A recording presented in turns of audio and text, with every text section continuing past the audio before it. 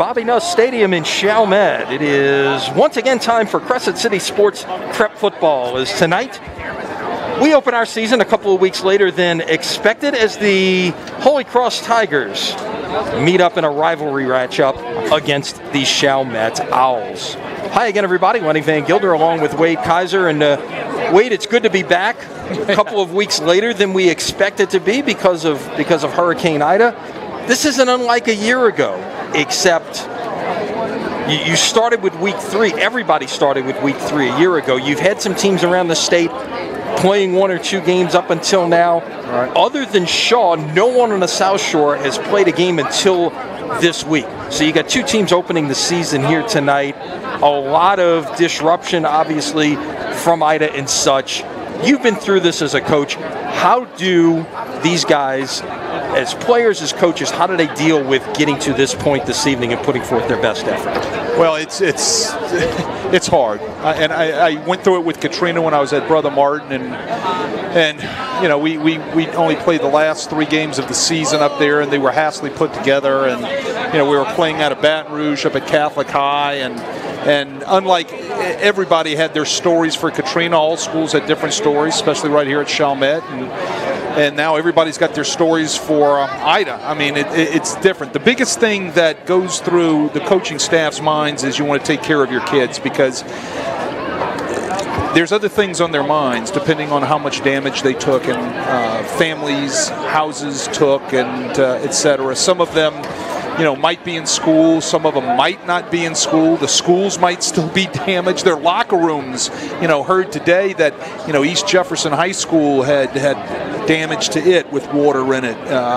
We've heard Jennings High School brought down pads for St. James to play this week, pads and helmets, because their school took so much damage. So the main thing head coaches do and staffs do is you take care of your kids. You try to get the kids to understand that the hour and a half, 2 hours that you're going to practice on the field should hopefully be that mental diversion which takes their mind off of, you know, sweeping up, tearing out walls, cutting up trees, what have you, and looking at piles of debris that could possibly be out on your front lawn. So that's what you try to do with the kids. And you know what? Kids respond to that.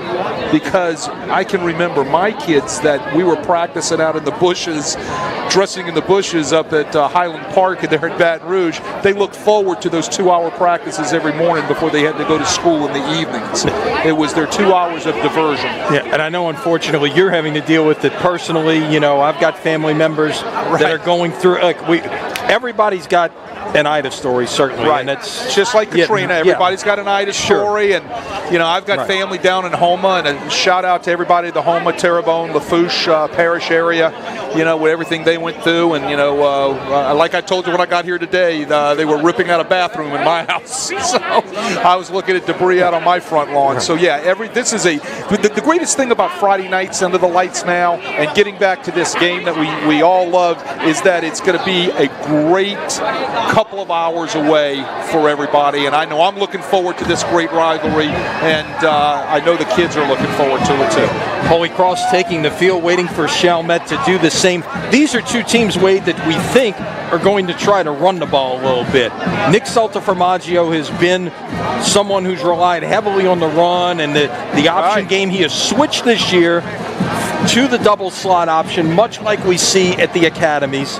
And you know, he's got to replace some guys on both sides of the football. In fact, on defense, he has no seniors at all. So in terms of his starting lineup.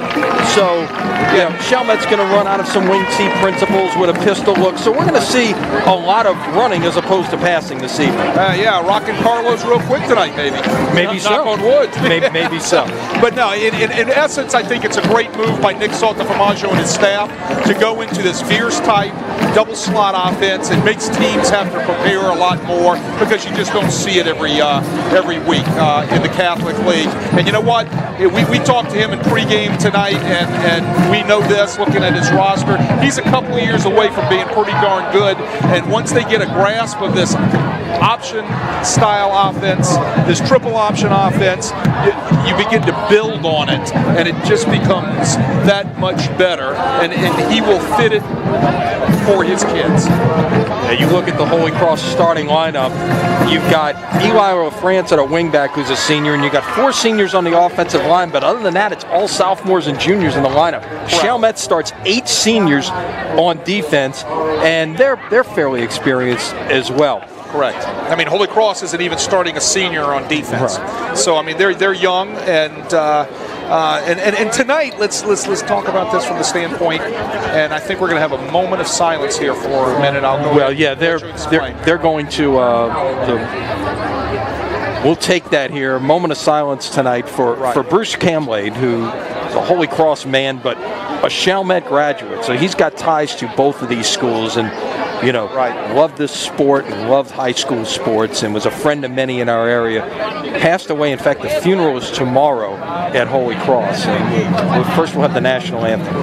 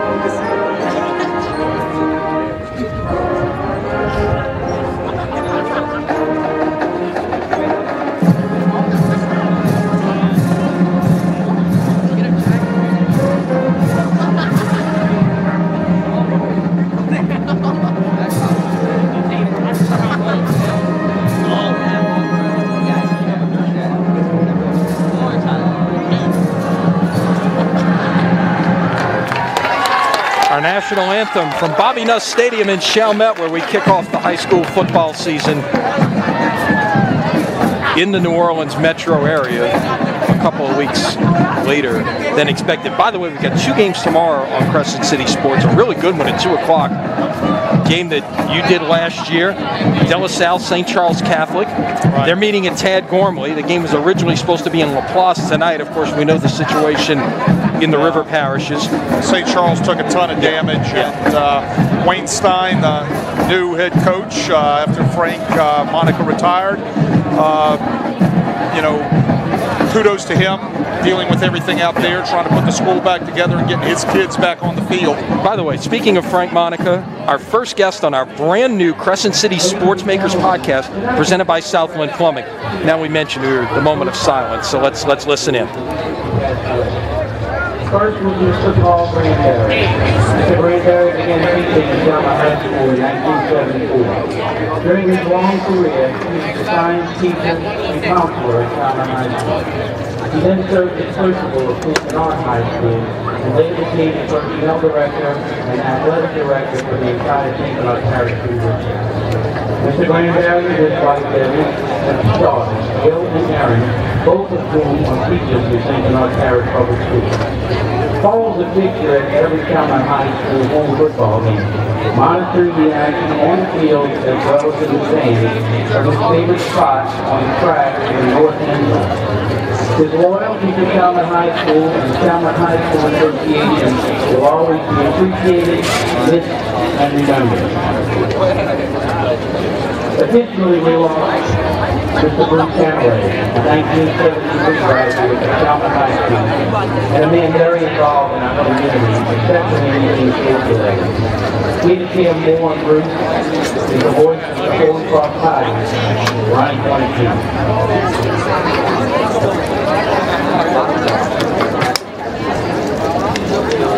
On Saturday, September 4th, St. Bernard Parish and Holy Cross Community suffered a sudden loss in the past Elizabeth County. Over the last 40 years, Bruce dedicated his life to the kids of the St. Bernard Recreation Department and Holy Cross Schools as a coach, a mentor, and as a valued administrator. Although he has left his weight soon, Bruce's passion and dedication to the community, his athletes, his friends, and family members will be remembered forever. At this time, we would like to take a moment of silence for Holy Cross man and Chalmette High One, Mr. Bruce Hamlin, Mr. Paul Rainer.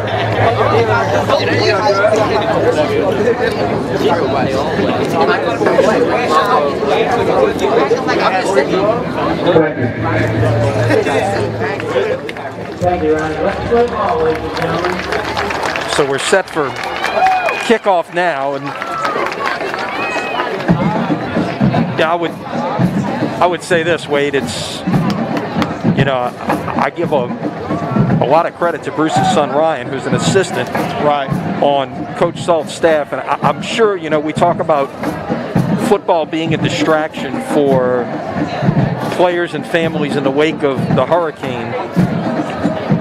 You know, being around these kids is probably a distraction for him right now. Well, it's in his blood, and that's what you do. Yeah. And you know, I don't think his father would have wanted it any other way for his son. Yeah, and the service is tomorrow at Holy Cross, appropriately enough. So, correct. I mean, this is, you know, I was going to say before we had the anthem and everything, we're going to see tonight, being the first time out for both of these schools, we're going to have some patience as announcers. Coaches are going to have some patience with their players. Sure. Patience for everyone. And the players are going to have patience for themselves, because there's going to be a ton of things that are going to be first bullets fired, I guess you would say, because they haven't had, these guys haven't been on the field since their scrimmage. Right. Or in some case, if they got a jamboree, and some of them got their jamborees. Some got Some might have gotten a jamboree. I don't. Did Chalmette get their jamboree? I believe they did, but Holy Cross did not. And so some decisions were made just based on where they were going. Correct. And, school. Everything with the hurricane. So so you saw there, Holy Cross won the toss, deferred. So we're going to see Chalmette on offense to begin the game. We're going to get a look at that. The pistol with the wing T principles out of it, and we'll we'll see what we'll see with this offense. Yes, and this is another interesting, because of Holy Cross's ties down there. This game is played every year at Chalmette. This is not a home and home where the game is played at Gormley or wherever Holy Cross would play a home game. The game is played every year here at Chalmette because of how much St. Bernard Parish has meant to the Holy Cross community over the years. So it's unique in that perspective. Well, it's got heavy ties. It still has heavy ties, even though, as we all know, after Katrina, it's moved from the 9th Ward. But there's still many, many, many St. Bernard families who have and send their children to Holy Cross elementary, middle school, and high school. So it's a great rivalry. It's a great evening, and it's just great to see football again at the high school level.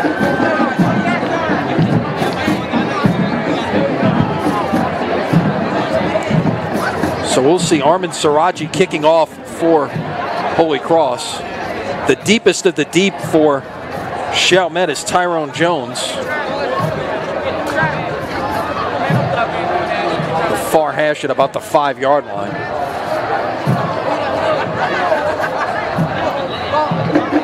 It's good to be back watching football again. 19 days ago, we were watching wind and rain, and now I had my television hooked up to a generator so I could catch the college football weekend.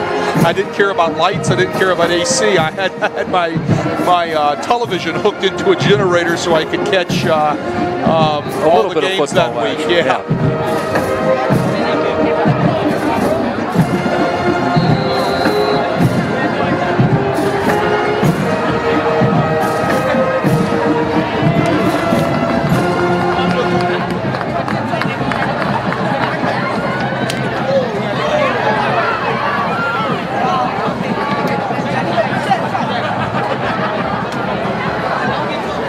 So here we go from Chalmette.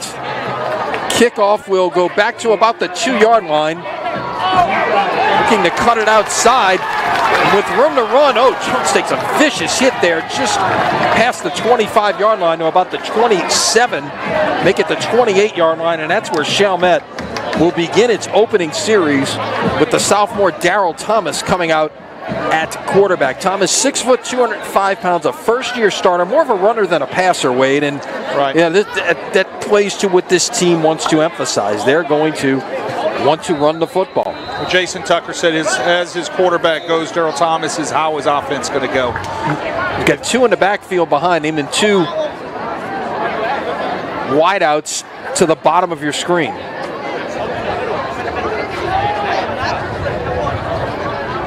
And they'll throw a quick pass out this way on first down. That is Jaden Bowie lined up out wide. We're going to see him a lot at running back this evening, and that is caught for a gain of about 7. It'll be 2nd and 3. A lot of cushion given by the Holy Cross secondary. Is lining up in a 2 deep. It's a cover 4 look right there where they're bailing their corners out off of the wide receivers. And Bowie, one of the better athletes for Chalmette, we'll call his name a lot tonight. They line him up out there at wide receiver, get the ball in his hands real quick, and it sets up a real manageable 2nd down.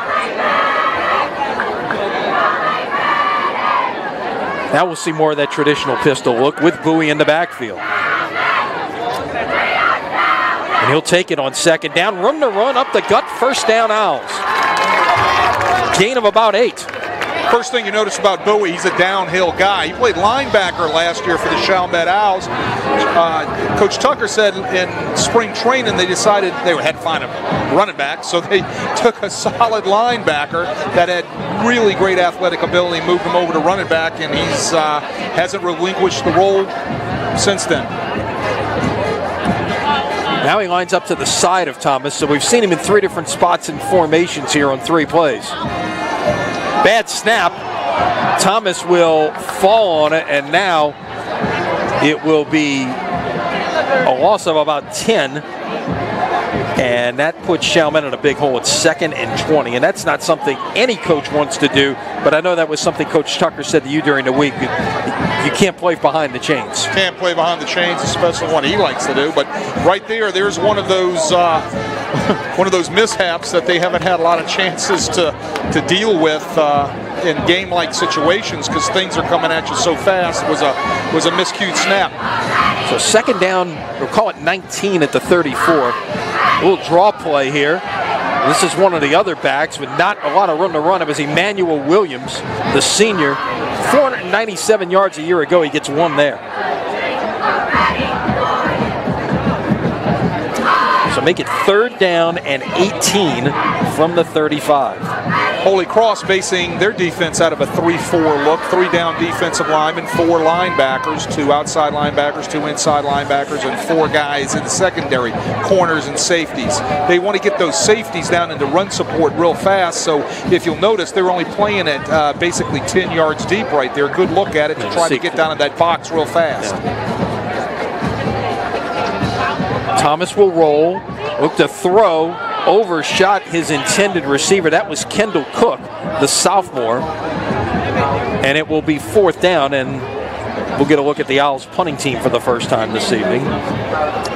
Coach Tucker was telling me this week as I was talking to him on a little phone interview that they've had some trouble with their deep snappers. Last week they were all on COVID protocols. I mean, we do remember we still have COVID around too, yeah, right? No doubt.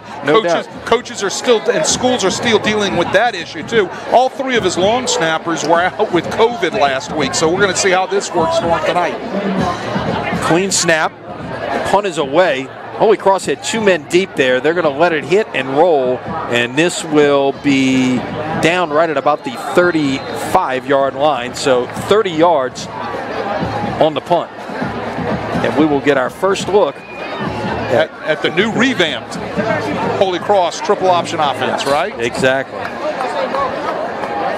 So with 9:09 remaining here in the first quarter, we get a look at Cole Canatella, the 6 foot, 175-pound sophomore who will lead this Holy Cross offense. That double slot option, you'll see what they call an F-back and then a couple of wing backs. Right. And then, receivers, you'll see some, different looks in terms of personnel. We had a penalty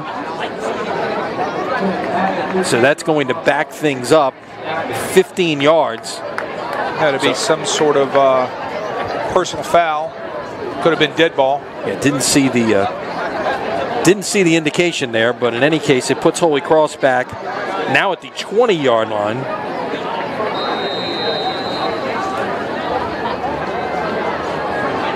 You see a lot of guys in tight there, just those two wide receivers top of your screen. Give it away to the first guy through. That it should be Cuvion, and give him 3. Okay, we're going to hear, or I will talk tonight about a couple things out of this triple option offense. Midline, inside veer, outside veer. All right, those are the 3 triple options that most triple option teams like to run. That was the midline right there in the A gaps on each side of the center.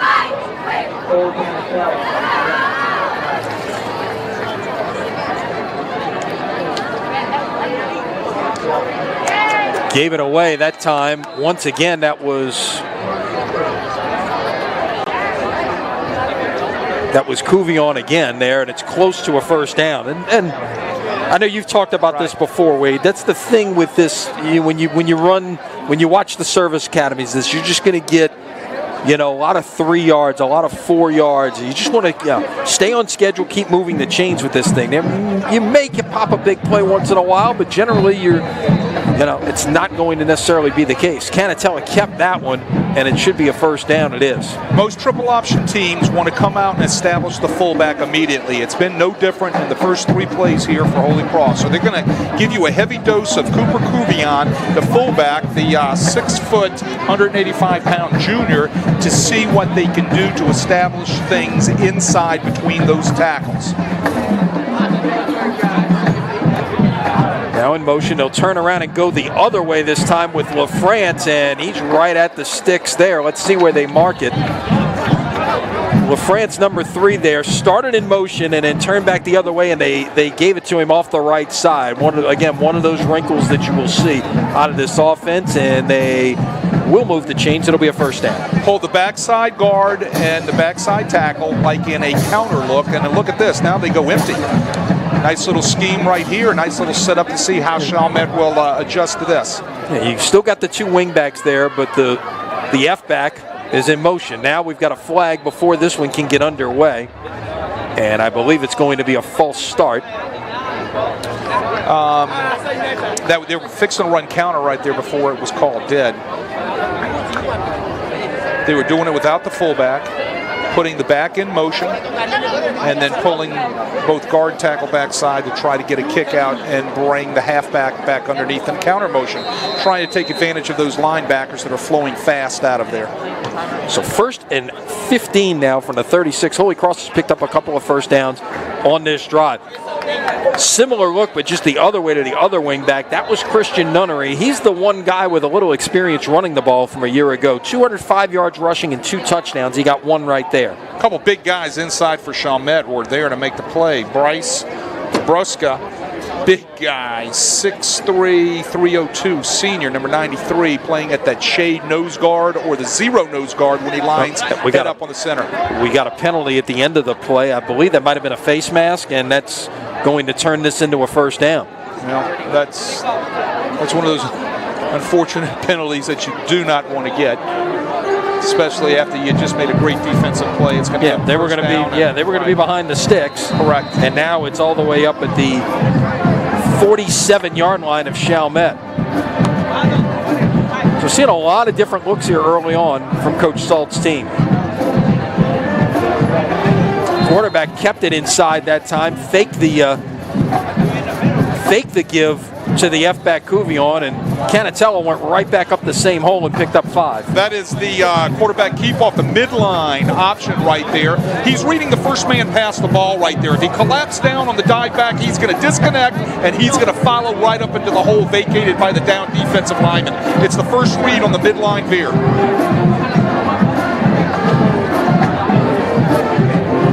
So from the 42, 2nd down and 5. Pitch it this time, ball's on the ground, and it's still on the ground, and it looks like Chalmette has picked it up at about the 35-yard line.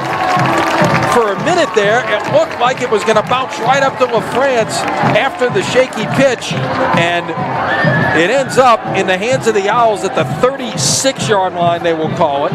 That's the third part of the triple option right there. Disconnect and try to carry out the read on the next level outside linebacker, and you're going to decide whether you're going to keep the ball as a quarterback or pitch off of them. And that time, Canatella decides to put it in the air and pitch, and it just wasn't in the right spot. Big turnover for Chalmette. That's what you have to do in order to try to turn things around after a face mask penalty. So from the 36, give it away on first down, and after that first down play, we're going to have our stoppage at the 6-minute mark for hydration as we get early in the season. Midway through the first quarter, no score between Holy Cross and Chalmette. Gives us a chance to remind you that high school football from Crescent City Sports is brought to you by Lamarck Ford and Kenner. They've reopened. A lot of businesses have. You know, obviously Kenner was hit hard, but Lamarck Ford is open. The Ford showroom, got that great facelift, and it is something to see. So come see the remarkable deals in service. Stop by or go to Lamarck.com. You need service? Maybe you had some issues with the car after the hurricane? Go check them out at Lamarck Ford. I just might have to. Normally I go down to Barker Motors down in Houma, but they took it bad down there. They're at Terrebonne Ford, so just might have to go see Ronnie Lamarck. You think you'll sing to me? I think so. And by the way, Ronnie's a proud Chalmette High graduate. Yes, he was very excited that we were going to be here this evening. Yes, he is.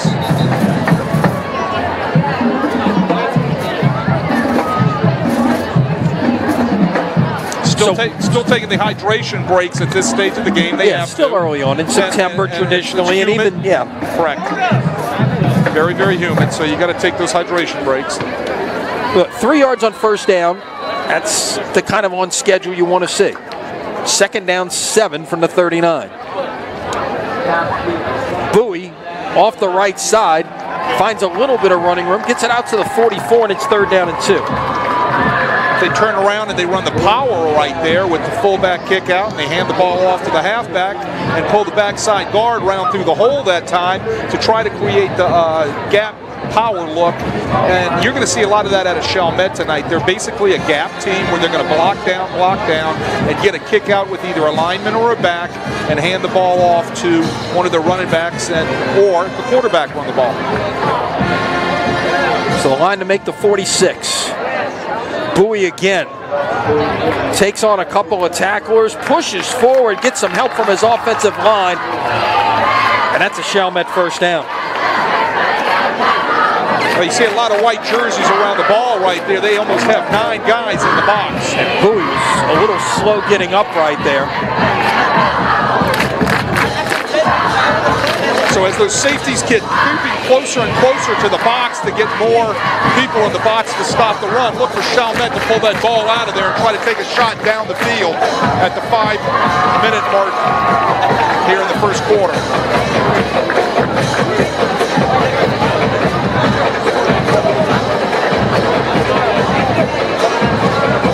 On 1st and 10, quickly out this way, complete, and it'll be a gain of a couple.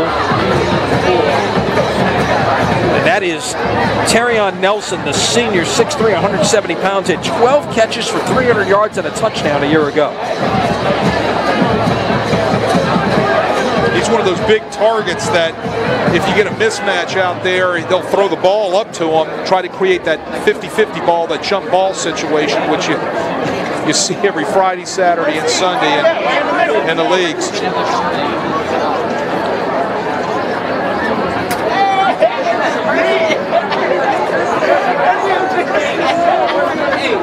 So from midfield,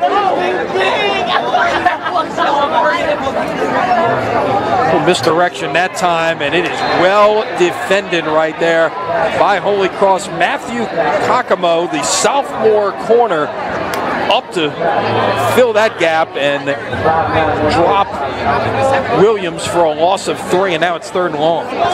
Well, they had the strong safety in the corner right there. The safety was inverted down. The corner comes up and sets the edge. It was a buck sweep look by the Owls that time. 2 guards, fill backside with the fullback, hand it off to the halfback. Great play by Kokomo right there that time, coming up from his cornerback position to set the edge. So the line to make is the Holy Cross 42-yard line. Throwing it long this way, it is caught. That is Nelson once again, second catch of the drive. It's a gain of 29. It was only a matter of time. You know, they're going to look for Nelson to be able to get that one-on-one matchup right there with the cushion they were giving him, and they throw the fade route right there to Nelson. Very nicely thrown for a nice completion right there. I don't know if you saw there, Lenny, they brought a backside blitz with the corner off the edge, and the quarterback, Darryl Thomas, didn't really get a chance to set his feet real well, so that was all Arn that he threw that ball out there with. And it was single coverage as well. So 2 in the backfield here. And they will give it away to Bowie, who will get to about the 21, 22-yard line. Let's see where they spot it. You know, Coach Tucker loves to run the football, even though he's a defensive man. He's going to tell his offensive coordinator to make sure that you do everything you have to do to establish that run and stay in front of the chains, and because he knows what it means defensively if you're just getting pounded and pounded and pounded on a hot night. That's one of the things we'll have to watch for in the course of this game, because you haven't had a lot of practice time and things. All the lost time is, here comes that jet sweep look right there, and they give it to the junior Kai Williams. He got about 5 on that one. It'll be 3rd and 3. Well, they got 2 crack blocks out there on the edge, and then they pulled a guard out there to try to kick out the corner. The corner, again, Matthew Kokomo did a great job coming up and setting that edge so his safeties could come inside the corner in the alley and make that tackle. Great job by Matthew Kokomo. Now you got a full house look here on 3rd and 3. Bowie off the right side, run to run, runs over a defender down to the 5-yard line, 1st and goal. I'll tell you what, great job up front by that offensive line from Chalmette on that right side. Dejan and West and Bertucci, the center, just absolutely mauled everything in a white jersey on that side to give Bowie room to be able to slip through up there, and now they're staring at 1st and goal from the 5-yard line. And they'll go back to that full house look once again, and once again it's Bowie off the right side. He will get right to the 1-yard line. Bowie has touched it 7 times already for 38 yards. You bet he gets it again here? If I was a bed man, which we can't.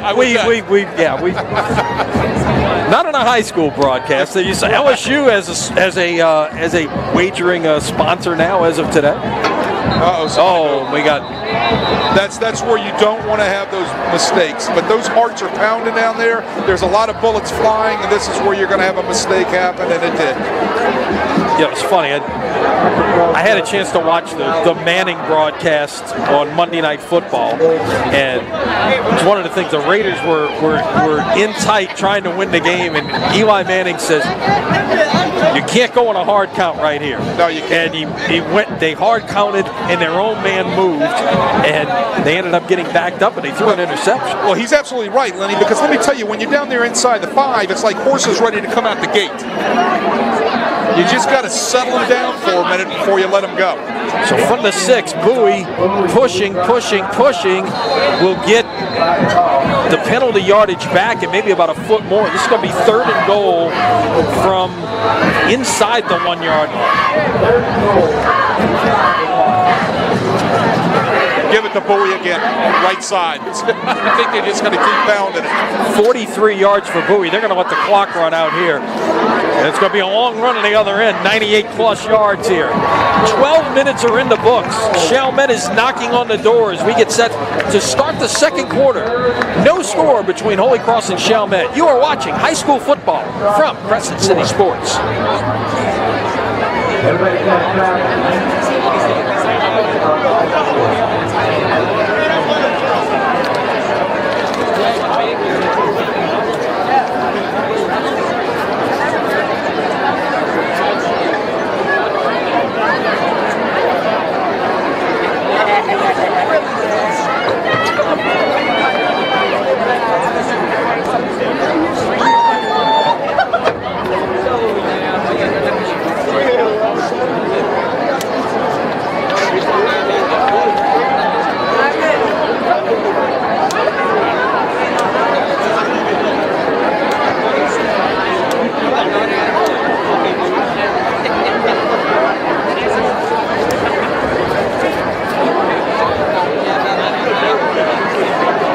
So Wade, we saw, by my count, 18 runs and 4 passes in the first quarter between the two teams. Well, we said both coaches want to establish the run. I think they've definitely shown that they want to do that.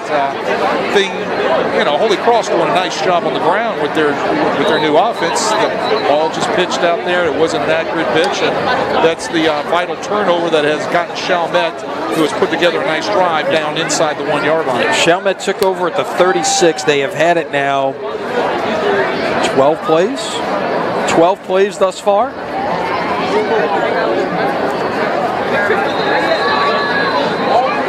Check that 11. There's a penalty in there. And it's been a lot of Jaden Bowie, the junior running back, converting linebacker. Quarterback sneak here to start the second quarter, and Thomas is in for the touchdown.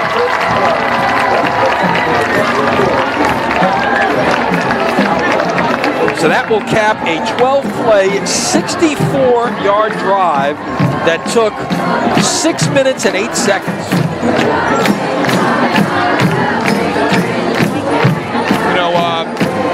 Turnovers are deadly. It's good football teams that capitalize over the turnover situation, and Chalmette capitalized.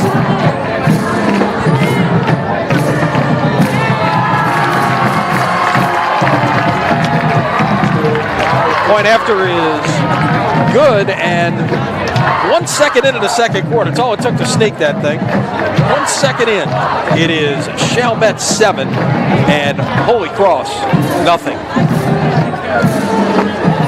All right, wait, a quarter in, you got, both teams, we've seen them on both sides of the ball here.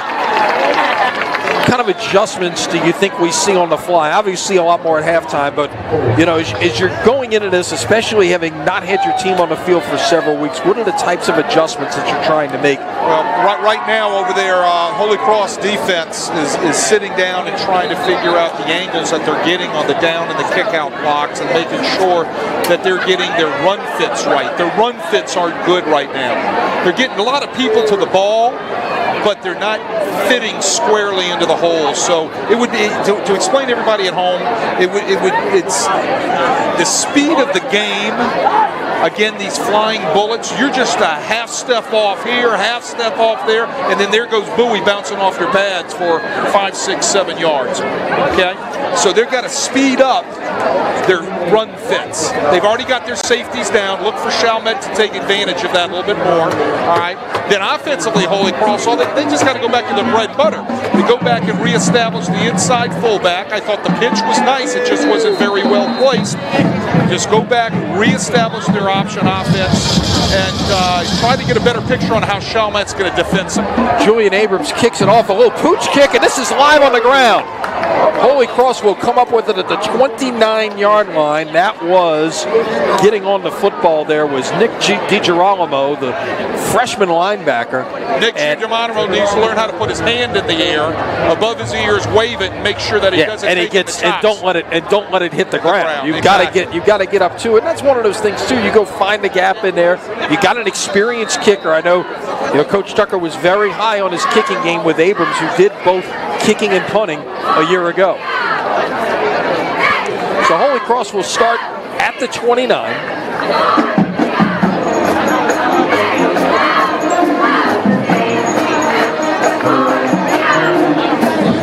Canatella took it back and kept it.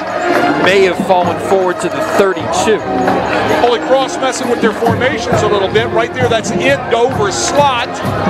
Okay, so what that's going to do is that's going to shift, and they're seeing how the secondary is going to adjust to those end over slot formations. Look for them to come back weak side here. If you look at your picture, you can see they have the numbers down here at the bottom of the screen.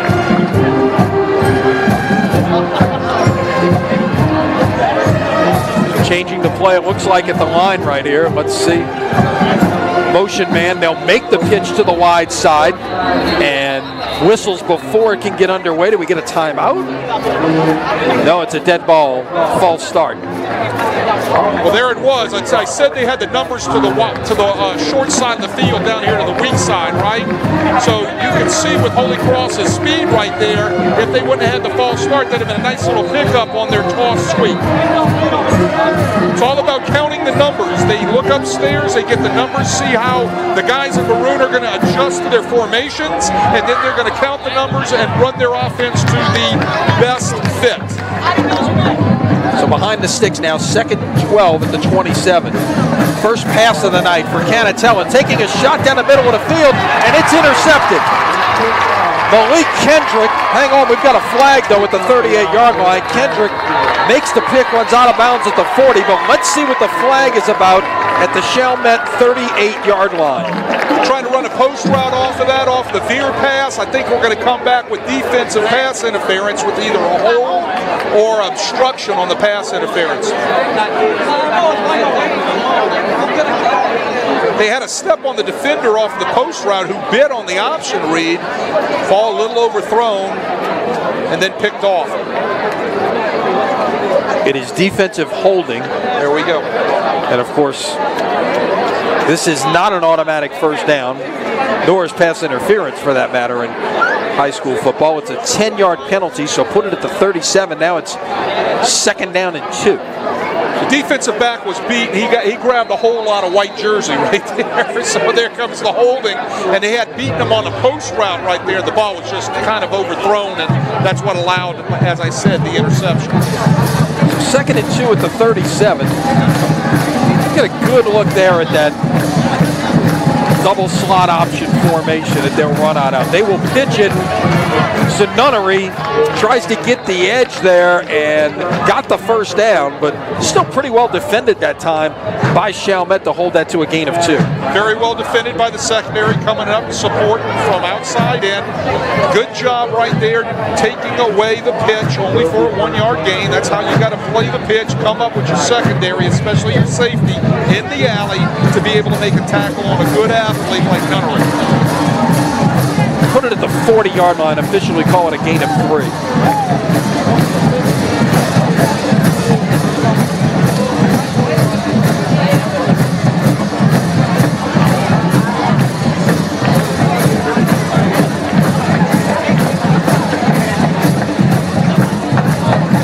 Quarterback will keep it off the right side on first down, and Canatella gets about 7. That looked like that was a pre-snap read that Canatella made and realized this is where I'm going with the ball. That was midline right there, and they've made had midline option. They've had some nice pickups on that so far tonight. I don't know if you saw, Lenny, there was nobody in the center of the field that time.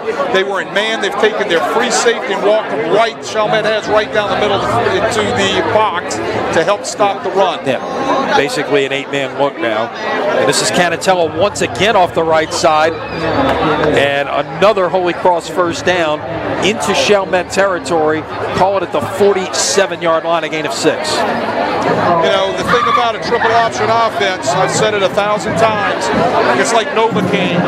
It just keeps working on you and working on you and working on you until suddenly they're going to wear you down, and all of a sudden something's going to break. And then it just all of a sudden you can't feel anything anymore, and there goes something that's popped the seam on you. So for the second time in 2 drives, Holy Cross has crossed the 50. Give it away this time to the motion man and out to about the 40-yard line. That time was a little power offense where they got the fullback to kick out, and they pull the backside guard around and seal up on the linebacker. Chalmette has kind of gotten out of their 3-4 defense. Well, I mean, it's still their 3-4 defenses. They're not playing with their traditional 3-down linemen. They're walking outside linebacker up to give you a 4-down or a 5-man look. Now 5 right now. On the line of scrimmage to get 9 people into the box. Canatella will keep it and didn't get much of anything there. About a yard on the play, and it's going to be 3rd down on about 2. You like the 3rd 2s, you like the 3rd ones in an option style offense. Again, trying to establish that between the tackle running game. Also, this is 4-down territory for them. This would be a great position for a veer offense or a triple option offense to take a shot.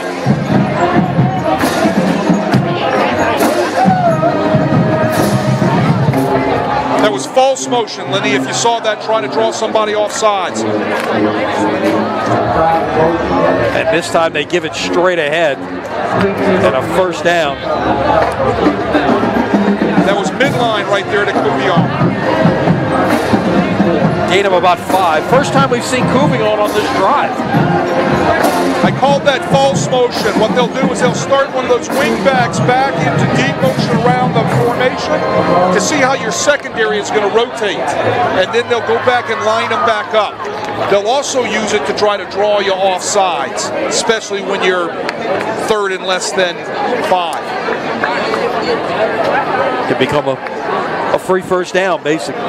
Correct. Already 3 first downs on this drive and whistles before this play can get underway, and it's a timeout from Chalmette. First timeout for either team here in the first half. I think that's so we mentioned tomorrow, Wayne. Let's update what's going on tomorrow. We started to talk about it.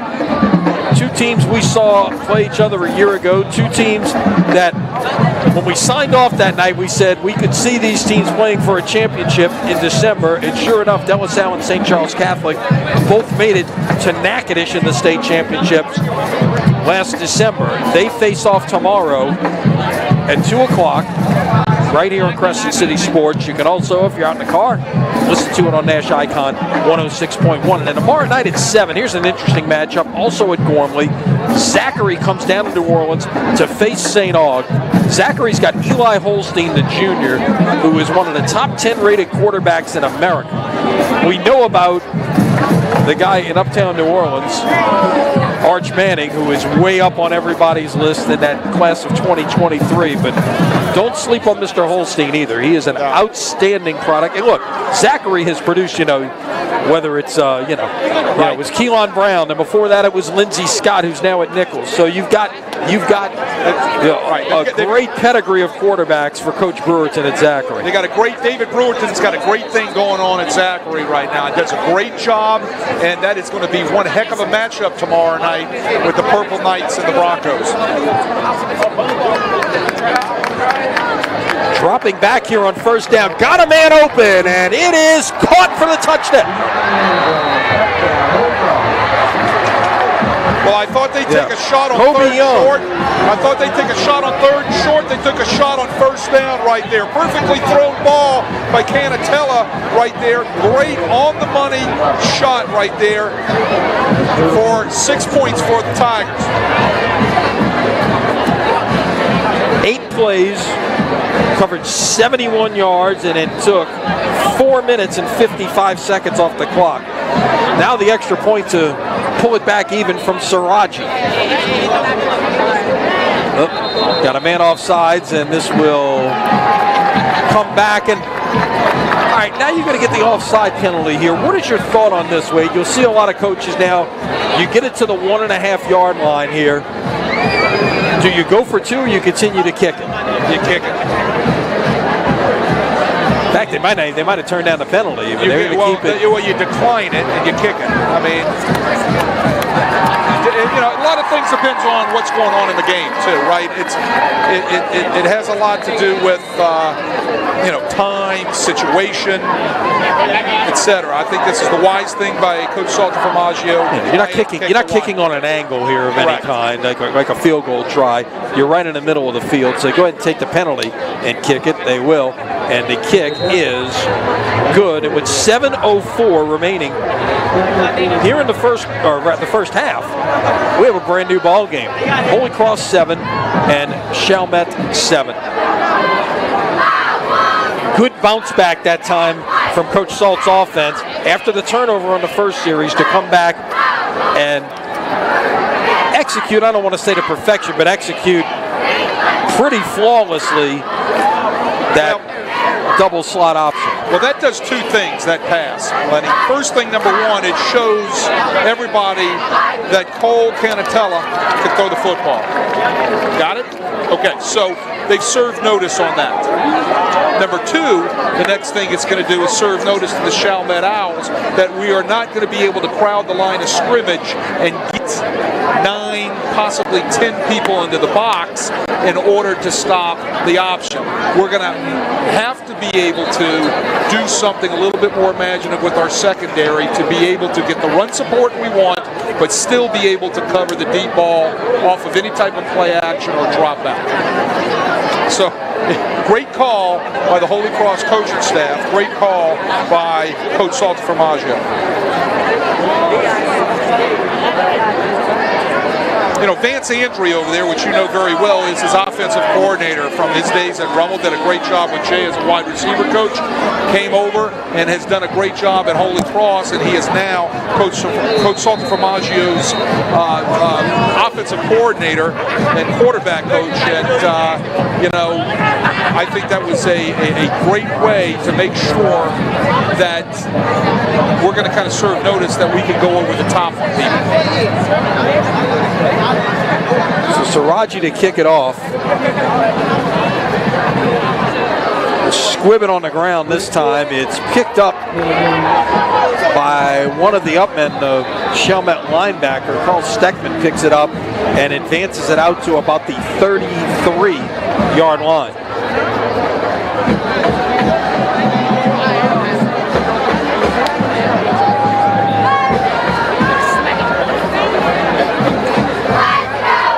That Chalmette offensive line is nice size. Nice size across the front. 272, 301. Especially on that right side. You got Bertucci at the center position is 270. West at the right tackle is 301. A little bit smaller on the left side. We've seen them be a little right-handed tonight, in fact. This time they'll run the end around. And that is Emmanuel Williams, who was lined up in the slot, get it out to about the 39-yard line, and they went to the left that time, as soon as I said that. Well, that was your wing T principles right there. That was buck sweep. Pull 2 guards, gap down from outside in, fake the fullback, hand it to the halfback, coming back around. That's classic buck sweep for wing T offense, and there's a lot of wing T coaches out there that are smiling right now, especially one up in heaven. So no doubt. They love to see that. And we're speaking of Rick Gailey, of course. No, absolutely. Our longtime colleague. Who used to coach at Chalmette High School. Yes, he did. Yes, he did. Who helped bring the wing T offense to the New Orleans area in the 70s. And what was interesting is when I was a student at Rummel, as we'll get the hydration break coming at the 5:59 mark here. I was a student at Rummel. Don Perrette retired. Easton Roth became the head coach. Easton had to replace himself. Came out here and plucked Rick Gailey from Chalmette. And by his second year, let Rick install those wing T principles. And of course, 1980, that was Jay Roth's senior year.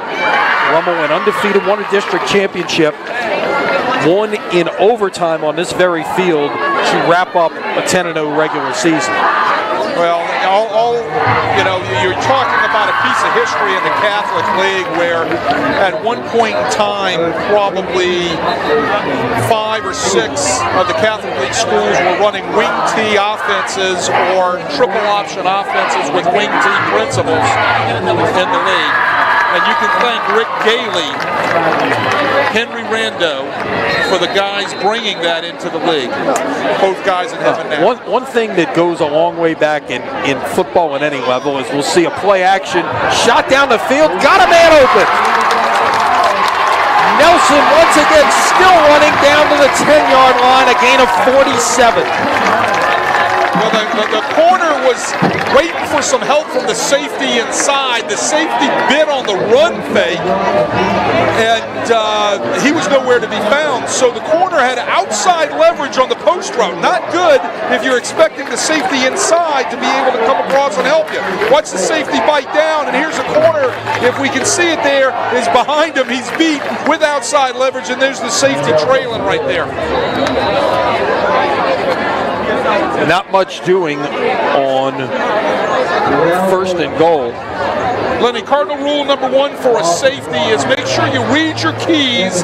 Don't take the run fake, because the key is going to give you what you need, and make sure you give that corner the inside help he needs on a post route. I believe that was Angeletti on the carry that time and got a yard. Or actually lost a yard. So second and goal, the ball at the 11. Quarterback trying to keep it and got tripped up in the backfield that time. Trent Santos, the sophomore outside linebacker. We talked about the youth of this Holy Cross defense. They're starting 4 sophomores and 7 juniors, no seniors. Yeah, 6 foot, 185 pounds sophomore Trent Santos comes from his outside line position. Sometimes they call it the jack position. He comes off the edge right there, and he's sitting right in the face of Thomas. Thomas had no plate to go. So it's a loss of 5 on the play, and it's going to be third and goal at the 16. Now you're in a situation where you've got to pass, and this is what Coach Tucker doesn't want. He does not want to be in a predictable situation. He will throw on third down, corner route in the direction of his favorite target, Nelson, and it'll go incomplete, and it'll be fourth down, and we'll see the field goal unit here. Still a lot of cushion out there on Nelson. A little bit better thrown ball would have maybe given Nelson a 50-50 chance. Needed to be a little back shoulder right there, but they overthrew him out of bounds and let him into the chains over there out of bounds. So this will be Julian Abrams from 33 yards. Stephen Fuchsia is the holder. Whistles before this can get going, and I believe it's a Holy Cross timeout. Let's see. Yes, timeout Holy Cross with 4:21 remaining here in the first half. Didn't look like a personnel issue, and maybe a scheme issue. They might have not been lined up right for the block that they wanted, so they're going over that right now on a boundary. Again, that's one of those. Well, do you think maybe, is it one of these things where you think maybe a fake's coming right there and you're not prepared for it as well? They're gonna definitely discuss that over there too. But what's more important here is if you know you've worked all week to put in a certain type of block, and if you're not lined up right to execute it, then you've just kind of wasted your time. So something didn't look right. That's why they probably called the timeout. And then I'm sure, like you said, as they were in the huddle, hey, let's be awake for releases here on fake field goals.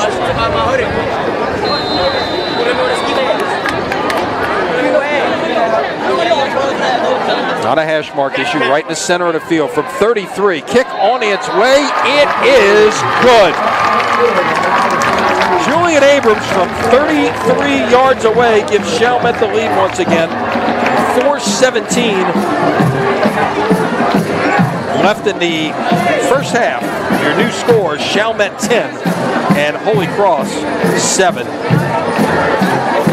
51 yards. And that took 7 plays. 2:47 off the clock. The big play, of course, that 47-yard catch and run that got the Owls down in field goal range. They had first and goal at the 10. I'm sure Coach Tucker not happy about failing to capitalize in the red zone, but he does come away with points and the lead. Well, the points are the big thing right there. Those guys on the opposite sideline in the white jerseys are looking at that pass right now over their televiewers, and they're really probably ripping the safeties for biting up on that play-action pass, because that was a mental error that set Chalmette up for those points.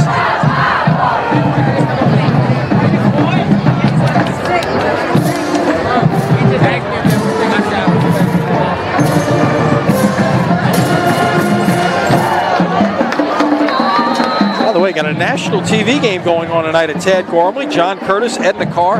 It's Carr 19-6 in the third quarter. Here comes another pooch kick. Right back in that same direction. He went right back at the same guy that time. And that, of course, was DiGirolamo, and he will take it out to the 39-yard line. Handled that one a little bit better. He doesn't like that fair catch. Well, if anybody's watching the national telecast tonight, I hope they got their computer up and running also on the other side of the room. They're listening to us. Of course. Let's hope they're got, side by side. Absolutely. So Holy Cross will begin this one at the 39-yard line. This is about the sixth formation, or we've seen this formation already again tonight. This is about the sixth time they've used the empty F formation where there's no fullback in the backfield. Bring the man in motion. Now you got a toss out there and room to run, and finally brought down at about the 50-yard line.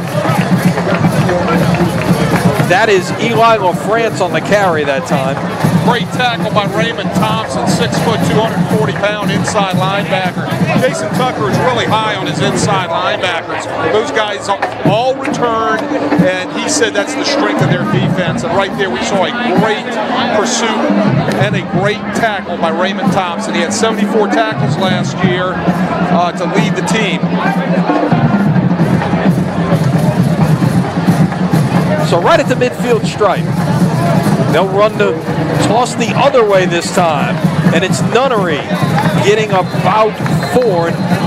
It's clear right now that whether it's a question of speed or it's a question of you think you can outflank people, that Holy Cross is looking to get this on the perimeter at this point.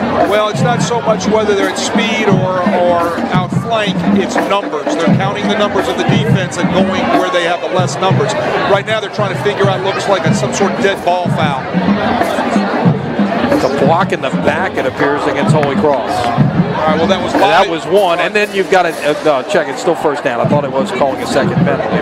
All right, well, it was right at the end of the play, right. So 10 yards. The play is going to count as a 4-yard run for Nunnery, and you're going to add on the illegal block. So Holy Cross is going to play first down and 16 at the 44-yard line.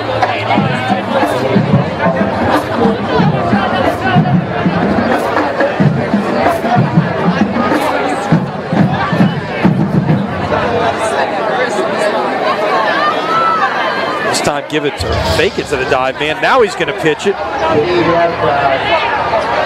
Once again on the perimeter, that's LaFrance, and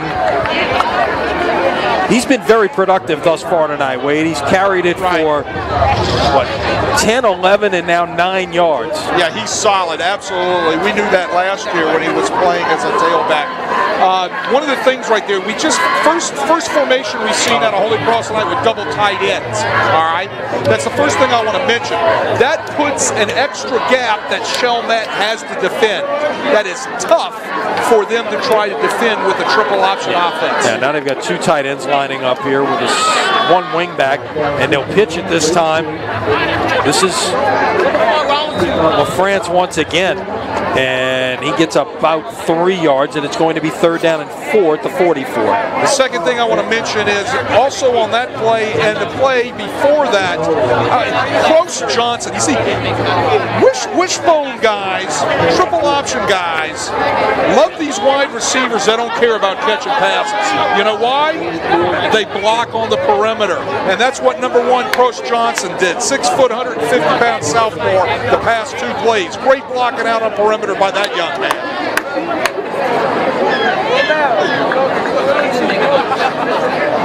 Give it to the F-back that time, Cuvion, and he's got the first down and then some, out to about the 37-yard line. Crease the midline right there. Read the first man pass the ball. If he takes it, disconnect. If he sits, pound it with your fullback. Whistles. Got a flag before this can get underway. I don't know if they had. Now we got a timeout, Chalmette, and we've got a flag on the far side. So these officials are going to have to huddle here and talk about this one. Holy Cross didn't get set. They came up and fast counted, ran midline again. I don't think they got completely set. And in the meantime, Jason Tucker was calling timeout from his boundary. So these guys... Yeah, Chalmette with one timeout remaining. Holy Cross with 2 now.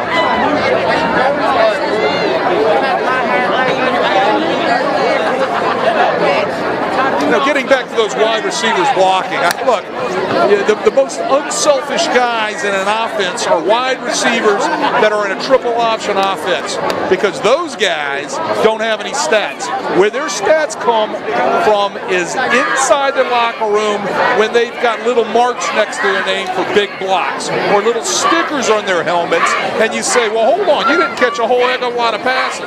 It ain't about the passes, buddy. It's about the blocking on the edge. That's why you got to love those wide receivers. And Cross Johnson, Kobe Young, those guys are doing a great job out on the edge, especially in this series, blocking in a triple option offense. Can you tell I get kind of fired up about those types of guys? I love guys that block on the edge. Got to be able to do it, especially in this offense. Oh, that just gets me pumped up, man.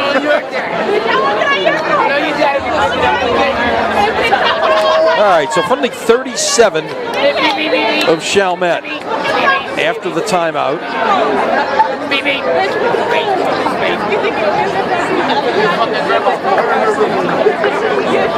I don't even know what he was saying. Canatella will give it away to Cuvion, who got about 5 on first down. That time it was the inside V, or they're going to read the second man pass the ball, which will either be the outside linebacker or the defensive end. If he collapses, pull the ball, keep. If he doesn't, you give the ball. Tossing it on second down, and what a terrific play out of the perimeter. Did the ball come out? No, they're going to mark it down at the 32-yard line. But quite the play right there by Malik Kendrick, the senior cornerback, 12 or 18 tackles and an interception a year ago. What a big-time hit. He got off the block, came up and made a nice tackle on the pitch that time on the quick toss.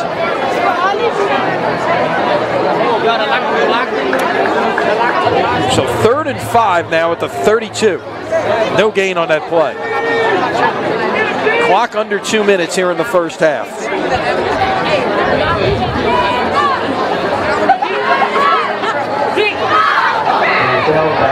Taking a shot down the field. Got a man. Touchdown.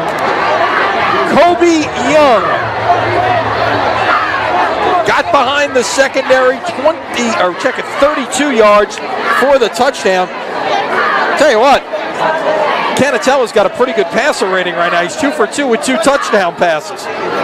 Same route again. If look at the post route up top, the corner's expecting safety help. Lets the receiver run right past him. Canatella puts it on top right there. They did not learn from the first time. Talking about Chalmette, there was no safety help in the center of the field right there, and the corner just let him run right past him, expecting some sort of help. Great pass, great catch. 8 plays, 61 yards on the drive. Point after try is good, and with 1:34 remaining in the first half, your new score is Holy Cross 14 and Chalmette 10. That drive took 2 minutes and 43 seconds off the clock. That's, they have thrown 2 passes in this game, Wade, and they've both gone for touchdowns. And both of them are calculated shots on what the defense was giving them. The coaches looked up, and this is a credit to Salter Formaggio and his offensive staff. They looked up and they saw the center of the field was vacated with no safety. There were no 2 safeties deep. There was no 1 safety deep. So that's telling you that all he has to do is beat the corner to the inside off of play action. Safeties bite from their tight alignment. Receiver runs right past the corner right there. All you got to do is lay the ball out and let the receiver run underneath it. Great execution by the Holy Cross offense.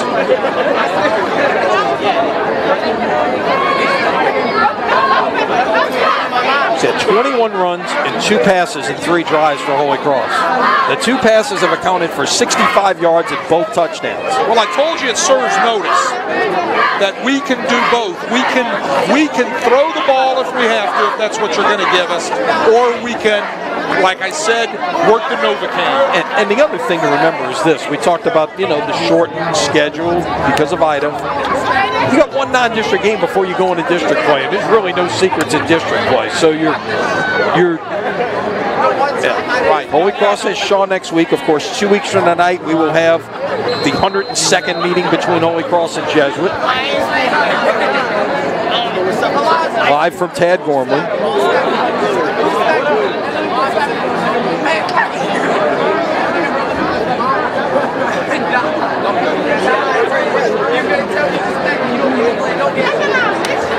So Siraji to kick off here. This is acting more like a pooch of some kind. And he will pooch it. It's on the ground. Ball's loose. And I think Chalmette got on it at the 25-yard line, but there's a ton of white jerseys in that pile as well. If it's kicked over your head, never run back to pick it up. Got it? Always come forward to catch it, and if it's not to your deep guys, get that hand up to protect yourself. Right. Gyro Bolton, the running back, is the one who got on it right there. Right, but I mean, it's just simple fundamentals. You never run back to try to catch it over your shoulder. You're not Willie Mays. All right?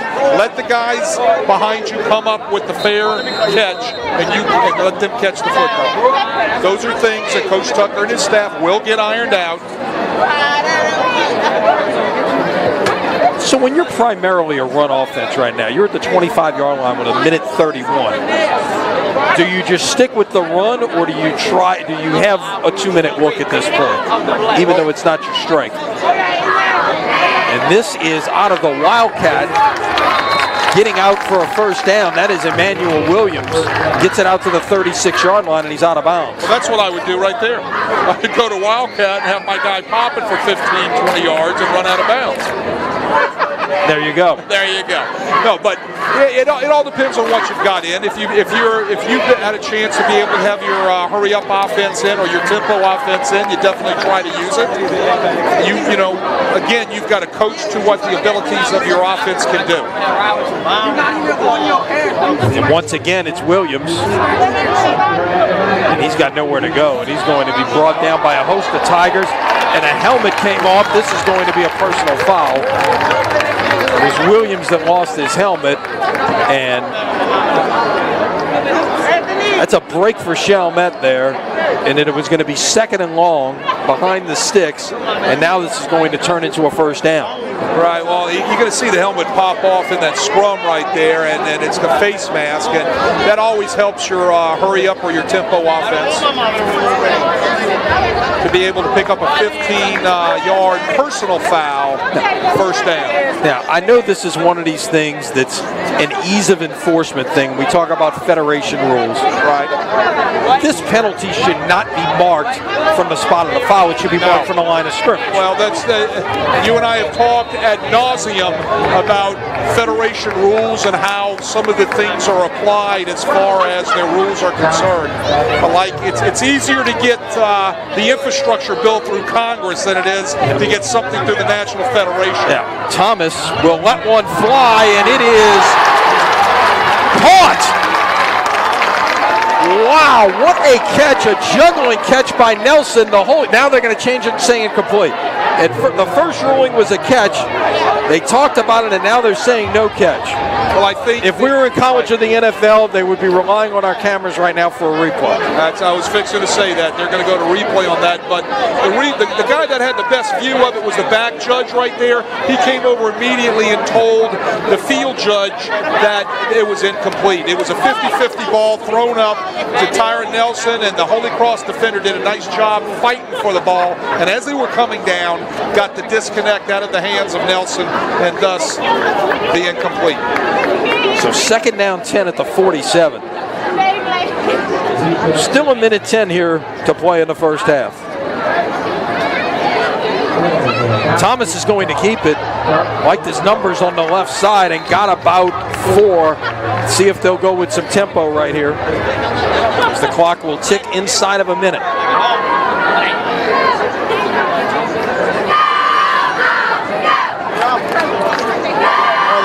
don't seem too concerned about the clock here.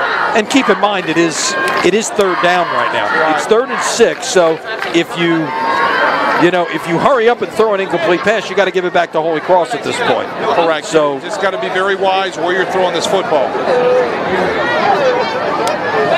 Or you give it away, and this is Bowie on the carry, and he is out to the 46-yard line. Holy Cross not interested in stopping the clock either. Holy Cross possibly on the quarterback run 2 plays ago might have used a timeout to stop it. And, do you line up and take one shot here at the end zone? It doesn't look like they're even going to do that at this point. They're going to run it all the way down. Let it run all the way down. Are you going to take, maybe no, they're going to take a timeout here with 2 seconds left, and they're going to take one shot at a Hail Mary right here. Looks like that. I'm not even going to bring up what happened the first time we were doing a game way back in 2012. You were on the other side of a Hail Mary. You keep playing that card. And I gave you a great interview right after it happened, too. Who was that tried to interview me? That was Danny Ream. Danny Ream. Danny, I'm sorry, buddy. Danny, if you're listening. Danny may be watching the night in his man cave. Danny, I was not a happy camper after that, but we came out and kicked 2 more pooch kicks, scored off of it, and went on to beat Holy Cross pretty soundly that night, if I recall. Now, getting back to time and time management here, Holy Cross 2 plays ago calls timeout. This might be a punt. You know what I'm saying? With some time left on the clock, and they might have had a chance to take a shot of their own.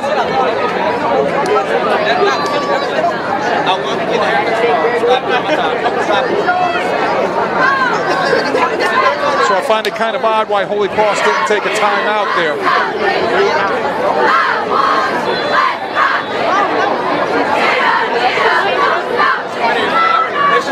So you take one shot here. We got an illegal substitution that's just going to back things up 5 yards. They may have broken the huddle with 12.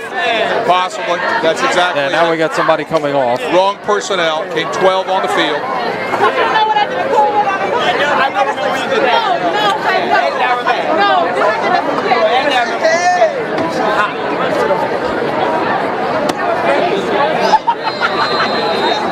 So they'll play it from the Chalmette 49-yard line. We'll see what kind of arm Thomas has here.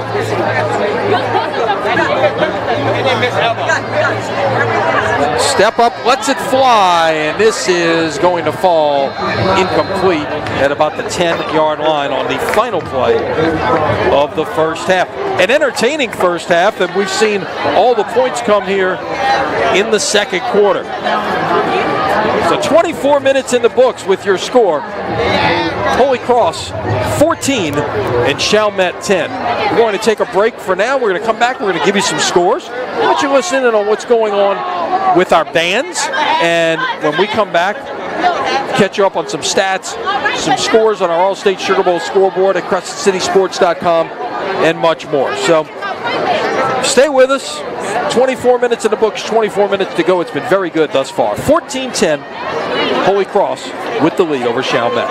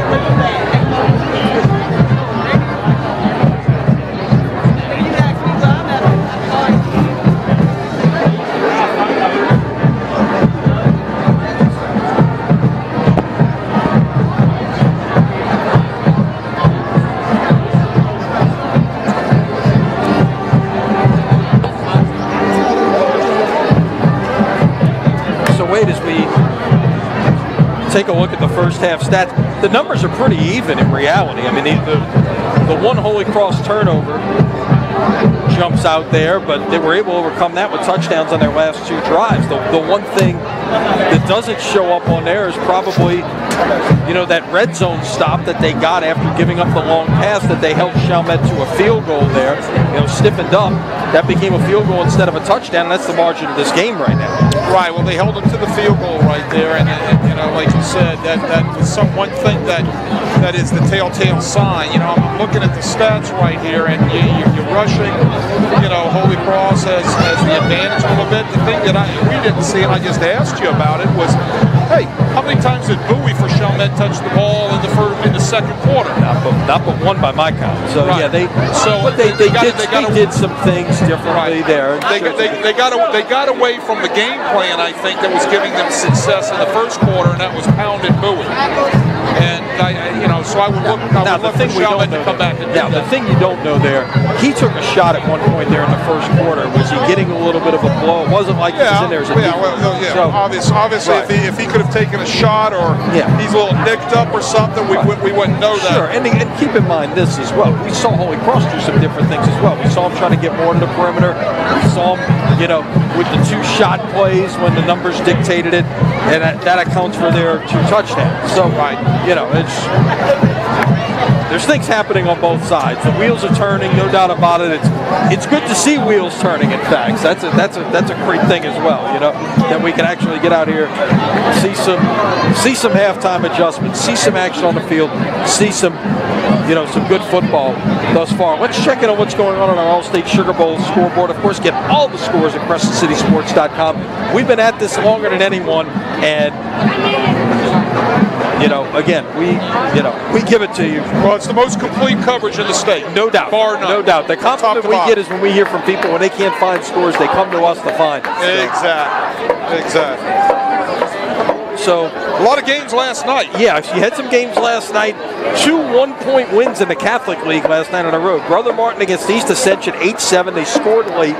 And Rummel defeating Slidell 12-11. They got a late touchdown to win that game. So, and look, those are teams that were playing opponents that had games in the books already. Right. So, and again, your first time out the gate, like I said, first time you're seeing live bullets, it's a whole different experience than those teams that have had that one game under their belt. And it could be just one, but that's a difference.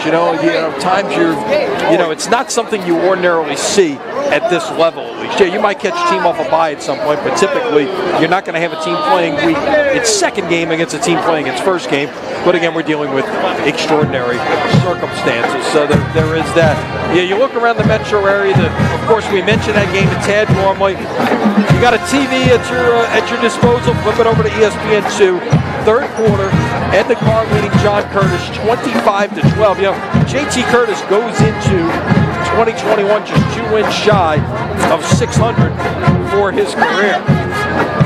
That's a remarkable stat when you think about it. I mean, he's probably 2023 would be the target now that he can pass John McKissick as the all-time winningest coach at any level in the history of football, not just high school football, but no one else has won as many games as John McKissick in the history of football. And other than JT Curtis is closing fast on it. Well, it's such a great program, and he does such a great job. But I'm telling you right now, that's the furthest thing from his mind. Oh, no doubt about it. He's trying to figure out a way to come back from a 13-point deficit and doesn't worry about it. I mean, by any means. And look, they've continued to always have taken on all comers. The one thing going into Catholic League has done for Curtis is it made that district schedule that much tougher. And then when of course, when the split happened, it made the playoffs that much tougher as well.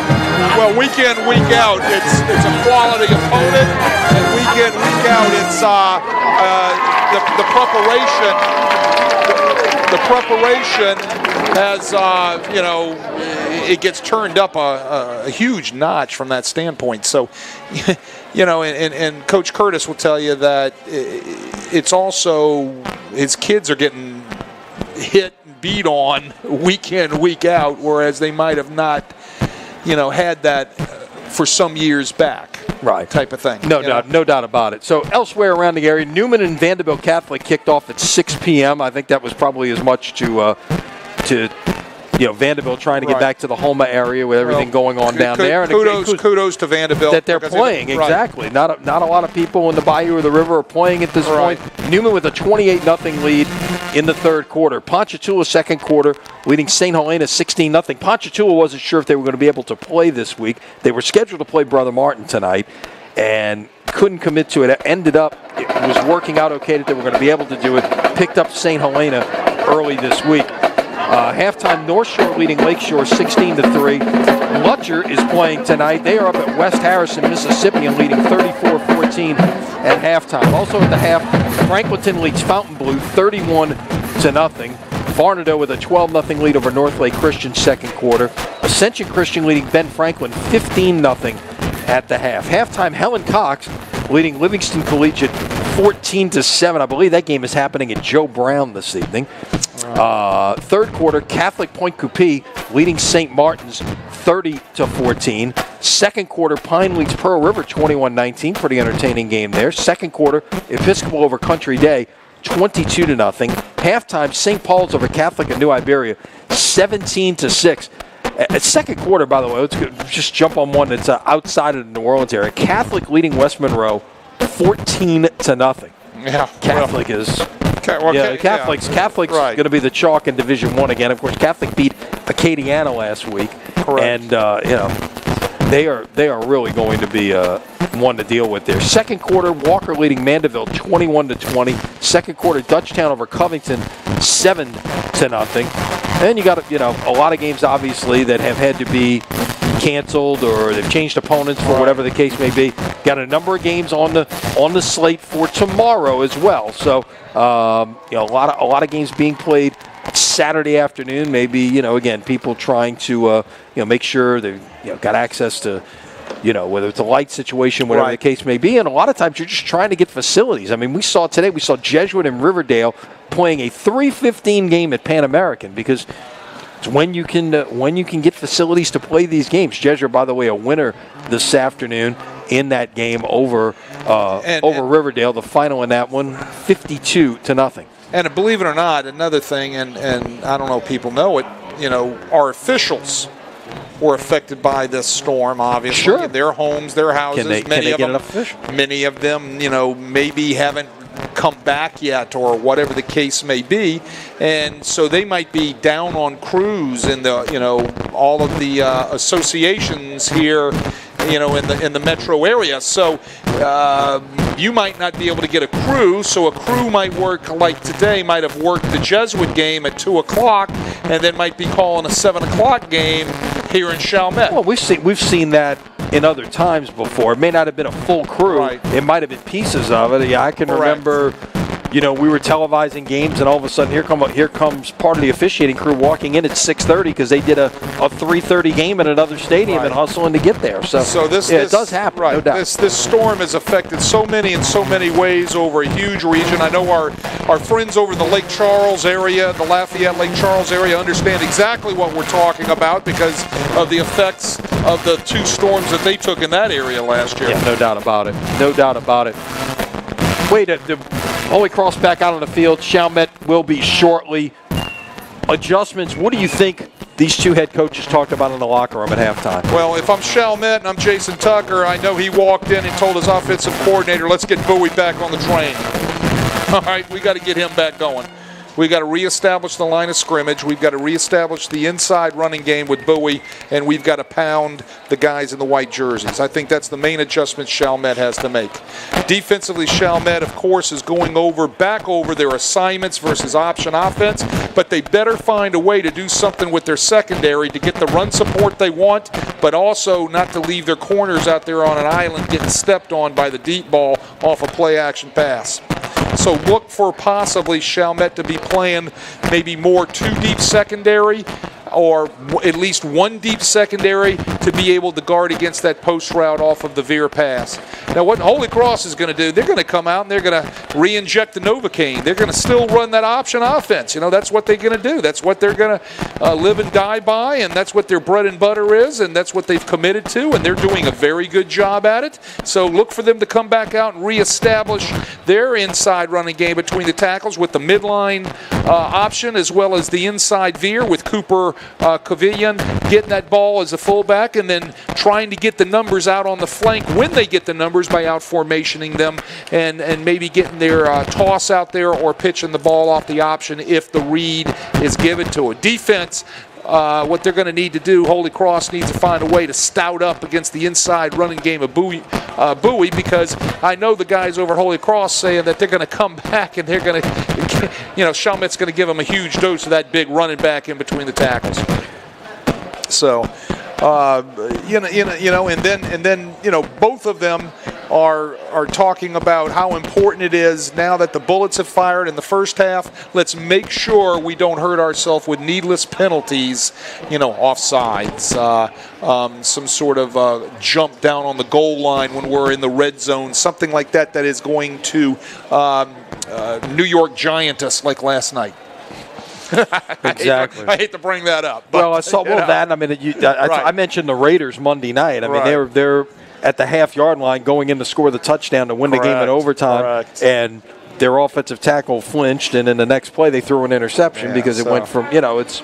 So, to everybody out there, and having been in it for 34 years, high school, college, and everything else, and then coaching at college and high school level, the bottom line is it happens at every level.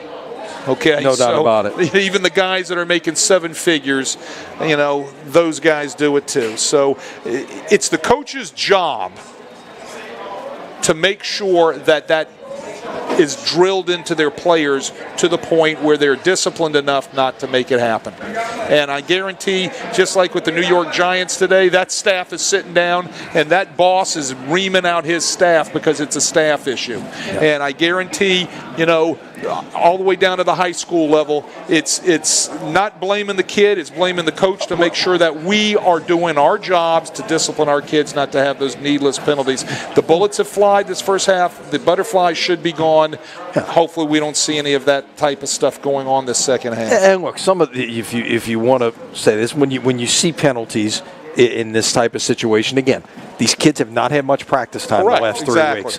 Holy Cross has practiced 6 times. Since Ida, so it's no doubt. And it's, so you're talking that's a 3-week span. You had 6 practices. Exactly, and so like I said, those Butterflies are gone. Those Bullets have flown. So now, I'm sure it was mentioned by both coaches in both locker rooms. Let's don't shoot ourselves in the foot. No question about it. Any other thing, when it comes, I'm sure you use things as, a teaching situation, whatever you might see in the pro game, in the college game, whatever it is, especially if it's something that got a lot of attention, you use that with your players as a teaching moment because they saw it. You had the situation last night where the defensive lineman jumped offside and the kick would have, they would have won the game. They got another chance. They ended up losing the game. Lenny, in this game, and that's the greatest thing about athletics, coach, player dynamic. Everything is a teachable moment. Everything. And that's what, guys like J.T. Curtis and McKissick and guys in my life that have had a profound, presence in my 34 years of coaching, Frank Monica, Ozzie Blaze, people like that I worked for, nothing escaped a teachable moment. Now, it might have been a little bit more intense a teachable moment, but teachable moment nonetheless, and that's the great thing about high school athletics. Everything's a teachable moment. So we get set. Chalmette is back out on the field. Both teams huddling near the end zones, getting ready to return to the bench areas here. Of course, high school football, you get the halftime clock, and then you get another 3 minutes put on the clock for a warm-up, which never quite understood. You don't do that at the college or professional level. You build it in to a halftime timing. It's whether you take and then there's, do you take 15 or 20 minutes? At first they put 15 minutes on the clock here, but both bands performed, so it turned into 20, which is really now 23. It'll probably end up being, by the time they had started clocks and things like that, it'll end up being closer to 24, 25 minutes of halftime. It's a federation thing, and it all leads to hopefully reducing injuries. That's the purpose of it. Yeah, no doubt. So we get set here for the start of final 24 minutes of play on this opening weekend of the high school football season in the New Orleans area. Again, we've been playing, this is week 3 of the high school football season in Louisiana. Most of your teams here in these parts are going to end up with perhaps an 8-game schedule, maybe less. And we'll see how things shake out. You mentioned COVID. We haven't had that necessarily come into play, at least at this point. But again, you've got teams coming back together after being gone for a couple of weeks, been around families. You never know what's going to happen there. And, of course, that was one of the things that came out this summer, and you're seeing it on the college level and the pro level as well. If a team can't play because of COVID-19, it's going to be a forfeit to the other team. Well, that came out early in the LHSAA doctrine, according to football, with Mr. Bonine and the Rules Committee in Baton Rouge came out and said the bottom line is COVID testing, COVID protocols are the responsibility of the schools. If for some reason this year, if you can't field a team because of a COVID issue, it's going to go down in the books as a forfeit, not a no contest. Now, right. The guy who was probably the happiest about that is our friend Eric Held, the LHSCA, the High School Coaches Association, who was as Mr. Bonite said, it was like he was playing the dating game. He was playing matchmaker for all of these schools. Oh, this one canceled and this one canceled. They can play, but they lost their games because of COVID. You figure out who's available to be able to play, and sometimes on 24 hours notice. Well, it's kind of evolved. I mean, and we can talk forever on the COVID deal, but it was a whole different landscape for the LHSAA and schools to have to navigate last year in the fall when this came out. And, kudos to the LHSAA and to Mr. Bonine and to the Louisiana High School Coaches Association for helping navigate through those tough waters. And it's still there with a side kicker called Ida. And, now it's a huge navigation problem, but schools have still got to be aware, and they've got to take some sort of measures for the protocols for COVID. Okay, here we go with the second half. Holy Cross will receive and go right to left here. Start the third quarter. Abrams with the pooch kick. Right back in the same spot. He keeps finding that one guy, and a much better job that time by DiGirolamo. Gets it out past the 40 to about the 41-yard line, and that's where the Tiger offense will begin here to start the third quarter of play. Well, good field position. With that pooch kick, you'd like to get the ball a little bit higher so that way you can end up hopefully forcing that up back to make a decision to either fair catch it, which is what you're trying to do, so that way, obviously, you're not getting any type of return at all. Yeah, exactly. So from the 41, it will be Cole Canatel and the Holy Cross offense to get things started here. That ball's out on first down. Who got it? Chalmette saying they have it, and indeed they do. Not a clean mesh right there on the Went to make the handoff, yeah. Right, it wasn't a clean mesh at all on the inside veer. They were going to go away from the overload side to the wide side of the field. They were playing the numbers. They ran inside veer to the top of your screen right there, and it just was a bad mesh, and ball goes on the ground, and here we are. Chalmette is set up in Holy Cross territory. Yeah, plus side of the 50 here at the 42-yard line, just 10 seconds into the third quarter, and all of a sudden, Chalmette with the football and a short field with a chance to take the lead. Those are growing pains of an option offense. Thomas will give it away, an option pass, got a man open, and is caught. Down inside the 15-yard line is Nelson. We have called his name a bunch tonight, and that was Kendall Cook, the wide receiver, who took the sweep and threw it to his fellow wide receiver, Thomas, down to the 13-yard line. It is a gain of 29. Great call right there by the Chalmette Owls, and Jason Tucker and his offensive staff wide open behind the secondary. The secondary just comes up and bites on the play-action sweep, and there's Nelson behind the defense for a huge gain, sets Chalmette up inside the red zone. Already 107 yards receiving tonight for Nelson. We're just getting started in the third quarter. You're going to give it away to Bowie, and he will pound, continue to fight, and get to the 10, maybe just inside the 10-yard line. One thing I would advise on Mr. Bowie is get his shoulder pad leveled down a little bit. He's taking some pops right up under the chin, but he's a big, strong guy right there, and you can see he's running downhill, and he's going to run over more people than people are going to hit him, but he's got to get that shoulder pad leveled down just a little bit. At 46 yards rushing in the first half, give him 4 on that play, so he's right at an even 50 yards on the ground. Right, again, they pounded to the right-hand side for Chalmette on that play. Bowie will take it around the right side this time, get it out near the 5, maybe the 6-yard line, and it's going to be 3rd and 3. And wait, I think down by 4 right here. Granted, you don't want to come with anything, but I got to believe this is 4-down territory. You want to get the touchdown and take the lead right here. I would think so. I think you need to think about setting a tone for the second half right here. This is the play that they've got to really make sure that they're going to hone in on right here. This is the money play. This 3rd down right here. And a full house backfield as Thomas goes under center, gives it away to Bowie, churns, falls forward. Did he get in?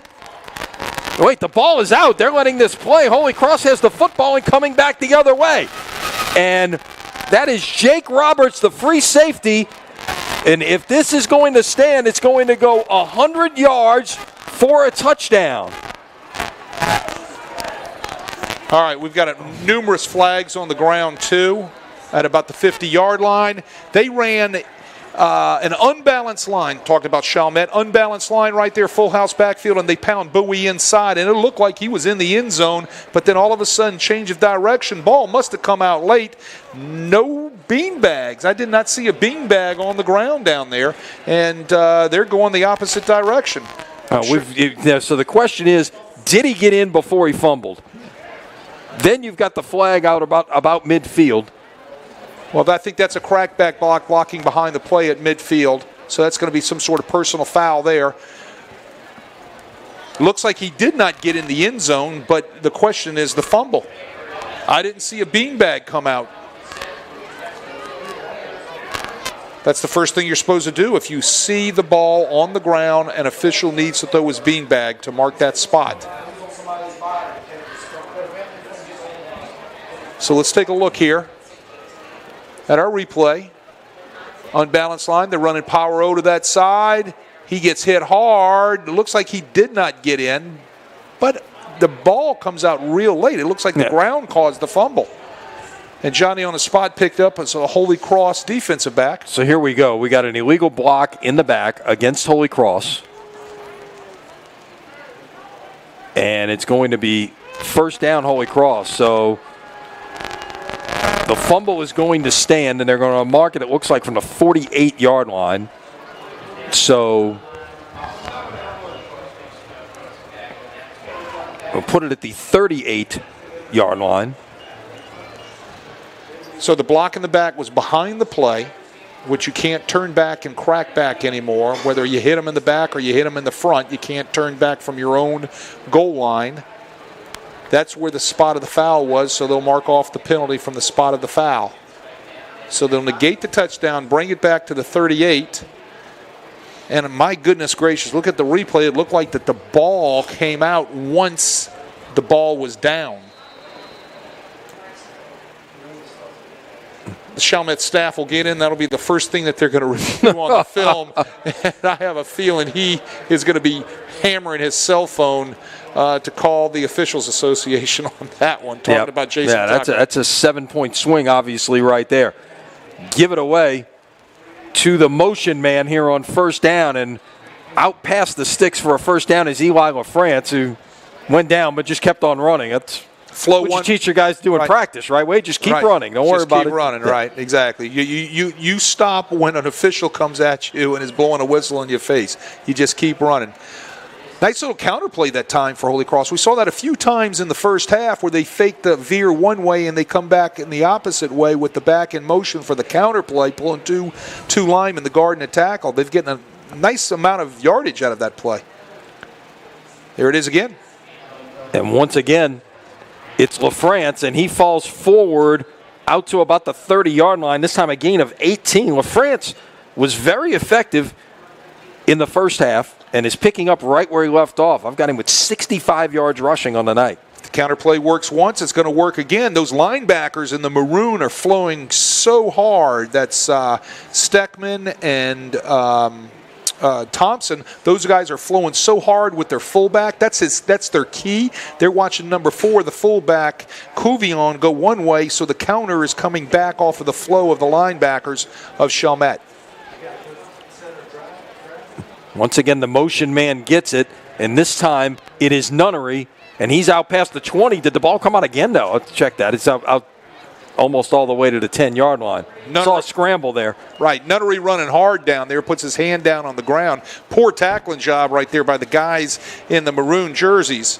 You could see 1 tackle, 2 tackles, 3 tackles right there by the secondary, not doing the job by Nunnery running around downfield. Right, so the ball is at the 11, so Holy Cross can make a first down without scoring a touchdown, but the way they have run the ball on this drive, it may not make a difference. Except that time, that is well defended, and I think that was probably going to the well one too many times as Nunnery is brought down, and that was, looks like Kenny McCreary from his outside linebacker spot who came in there and made the stop that time, Wade. Right, they brought him in a dog blitz off the edge right there, and the guard that was supposed to kick him out just got crushed, so it got shut down real quick by the blitz off the edge by McCreary. Nice job by McCreary to shut that counter play down. So 2nd down and 10.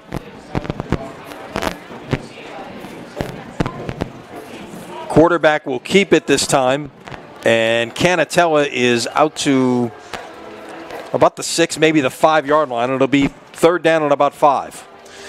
You know, that's the midline option. If you'll look at it on replay, they fake the fullback right there. The fullback gets tackled, and then the quarterback disconnects and follows right back up in the hole. That's tough on those linebackers because those linebackers are going against the very first thing that they see, and that's the fullback. If the ball gets ripped out, then the quarterback just squirts up inside in a natural-made hole. It's a tough little play to run. 3rd down, Holy Cross can get a first down if they get it to the 1.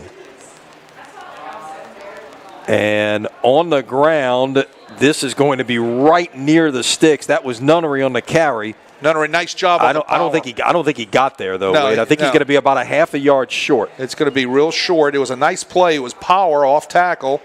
You'll see the kick out with the fullback right there and the backside guard leading up in the hole for Nunnery. He bounces it out. He walks in the end zone, but he runs into the back of his offensive lineman right there. And I think, like you said, Lenny, he comes up just a football short. All right, they've got to run the play before the hydration timeout here. You see the game clock, 6:20. There's about 15 seconds on the play clock, so you can't just let it run down and basically get a free timeout out of this. No. You got to make a decision, and let's see what Coach Salt wants to do here on 4th and 1 at the 2. If he wants more time to talk about it, he might just take this timeout, and he will. 6:03 left to play here in the 3rd quarter. This is a really good drive by Holy Cross. After a crazy start to this 3rd quarter, we saw 2 turnovers on the first 5 plays of the quarter, and now Holy Cross has marched it down the field all on the ground, started at their own 38, and now they will play a 4th and 1 at the 2. When we come back, gives us a chance to remind you that Crescent City Sports Prep Football is brought to you by Gibbs Construction, a leader in the construction industry in Louisiana and the Gulf Coast for more than 35 years, transforming dreams, visions, and plans into reality. Gibbs Construction. Well, what a change of events from inside the 1-yard line on one end to the 1-yard line just outside the 1-yard line on the other end. You know, it's going to be crazy. They're going to be looking at that film of the Chalmette running back, Bowie, to see if that ball was down or was it out. And that could be the game changer right there. Oh, no doubt. It changes whole complexity the whole the whole dynamic. You got Holy Cross here knocking on the door with a chance to make this a 2-score game for the first time tonight. Absolutely.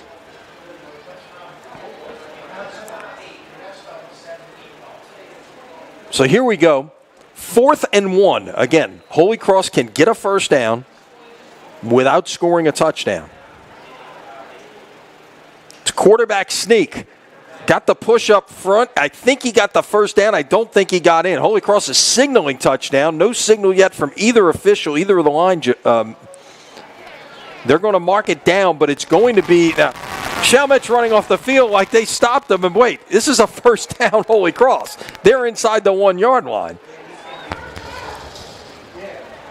So well, let's see what the spot is, but I would think he's just inside the 1-yard line. So it should be we're first and going goal. to get we're going to get a measurement, I believe, but the ball is inside the 1, almost touching the goal line, in fact, and you only needed to get at the 1-yard line. I agree with you.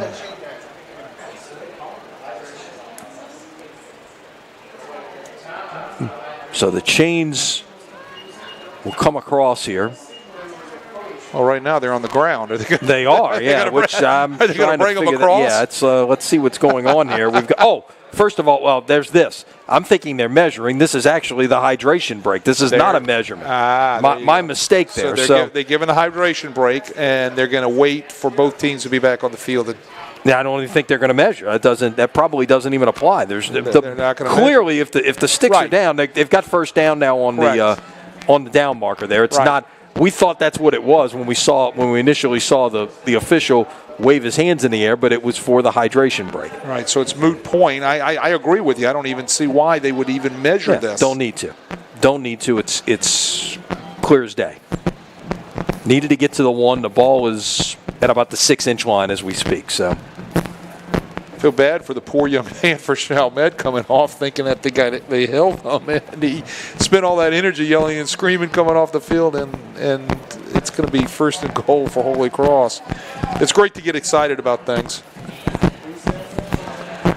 So here we go. Tonight you got 4 downs to try to get 6 inches here. New set of downs. Looks like they're lining up like they might try to sneak it again. And they do just that, and no signal yet. Now we get the touchdown, hands in the air from the near side. 1 yard on the touchdown run by Cole Canatella, and it's a 20-10 game with 5:51 remaining in the third quarter. Wow, what a change of events from one end of the field to the other end of the field involving a possible fumble. Ruled as a fumble, a block in the back at midfield. Wow. Yeah, it could have been a 100-yard fumble return for a touchdown. You don't see 100-yard returns every day in the high school game. I would have think he would have gone into the Holy Cross record book. Well, considering in high school and college you don't get the yardage in the end zones, the worst he would have done was tied the record. Even if you're 9 yards deep, it counts as 100 yards. Right. Point after try by Siraji is good. And with 5:51 remaining here in the third quarter, your new score, Holy Cross 21, Chalmette 10. Now, you talk about trying to play in front of the stick, stay on schedule, things like that. When you're an offense like Chalmette, now they have thrown it some, but it's been in spot situations. Teams, a lot of times, are not equipped to make – there's a lot of time in this game, but you don't want to get yourself too far behind. That makes this drive very critical for Coach Tucker's team. Well, they've got to answer. You know, first thing they've got to do is, you know, it's like Ted Lasso says, you got to be a goldfish, right? Okay. So if anybody out there watches that show on whatever it's streaming, and he's an American high school football or American college football coach coaching British football, soccer as we call it in the United States, he tells a kid that you've got to be a goldfish because your memory is the shortest of all animals as a goldfish, right? So on the sideline, Chalmette's got to have a goldfish memory here because they've got to execute, and what they have to do is they have to answer and put that behind them right now. So we'll see what Chalmette's going to do, and I got to think, Coach Tucker and his staff just told his kids, be a goldfish. That's my new line. There you go. Got that. There you go.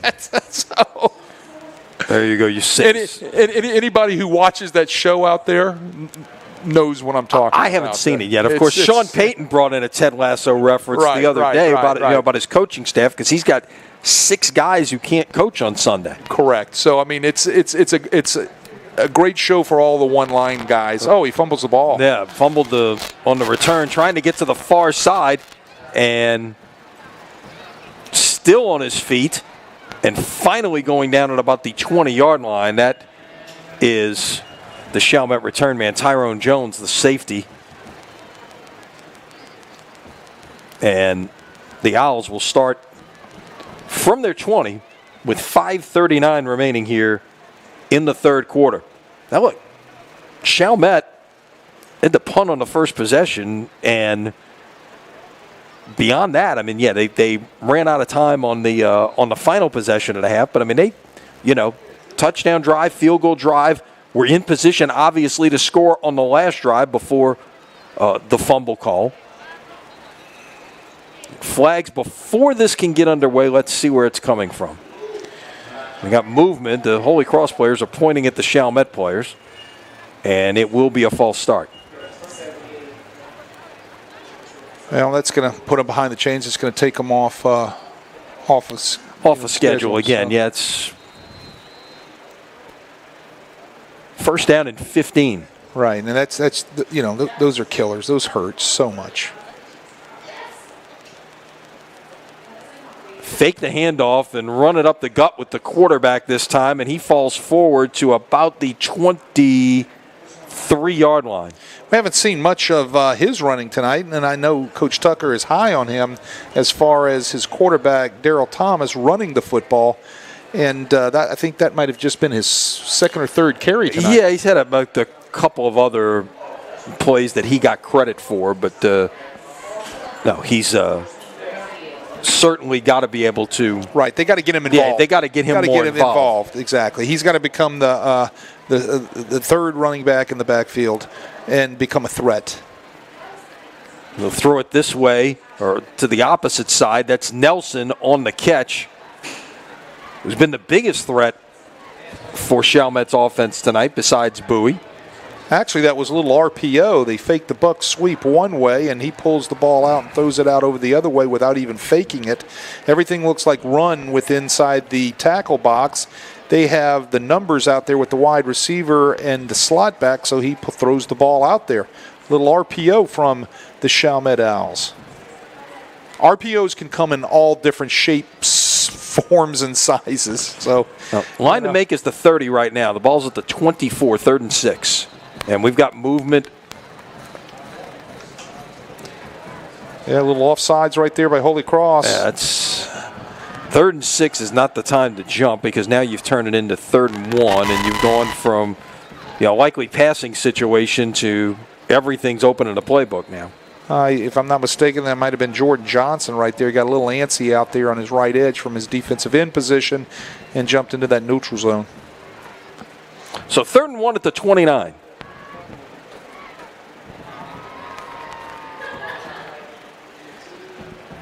Give it away to the running back, and Bowie falls forward to about the 34-yard line. That's what they've got to establish for this quarter and a half that they've got left. They've got to get Bowie rolling again. That's the guy. That's the man. That's the workhorse. So 1st and 10 at the 34-yard line as we tick down to the 4-minute mark here in this third quarter. No scoring in the first quarter, but we've seen a good bit of offense since then.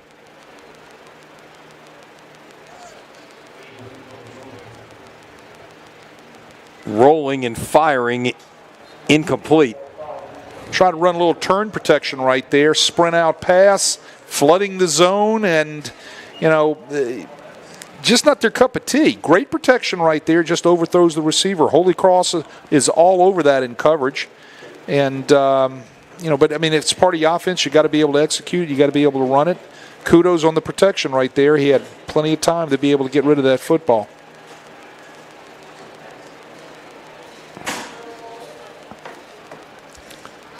So 2nd down and 10 here at the 34-yard line of Chalmette. Thomas There's your jet gives sweep. it away on the jet sweep, and it's Kai Williams on the carry, and he will not get back to the line of scrimmage. Great job by the Holy Cross secondary coming up and supporting that. And it started right there with the corner for Holy Cross. Matthew Kakamo, we've called his name a couple times tonight. Yeah, He's nice done a job. great job. Nice job in run support, yeah. Great job tonight. He has done a yeoman's job on all of the outside game of Chalmette, especially with the jet sweeps. So 3rd down and 12. The line to make is the 44-yard line.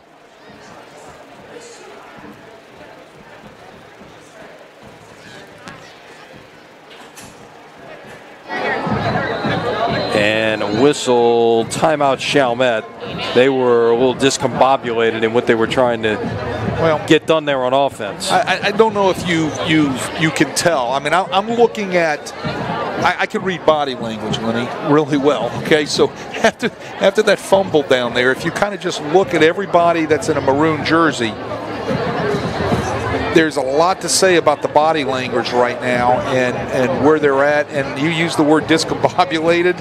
I think they've been discombobulated ever since that fumble. Well, so and that's understandable. I think most football teams would be. Right, you're about to go in and take the lead. And correct. I mean, Uncle Mo flipped in a big way on that play. And even with the penalty, I mean, obviously, you realize that it goes from a score and a lead to Holy Cross's ball. It ends up at the 38-yard line, not a touchdown, but then Holy Cross, goes into, steps on the throttle a little bit and gets things done offensively. And if somebody can bottle that magic on what to say to get them discombobulated after something like that, they'd make zillions of dollars at all levels of athletics.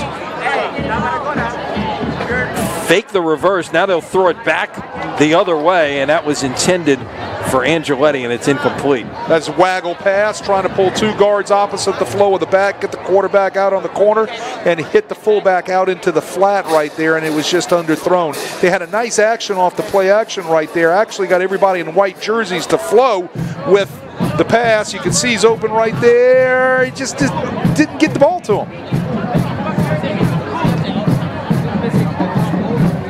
Waggle action. So we haven't seen much in the way of the punting game. Chalmette punted the first series, the only other punt we've seen tonight for either team.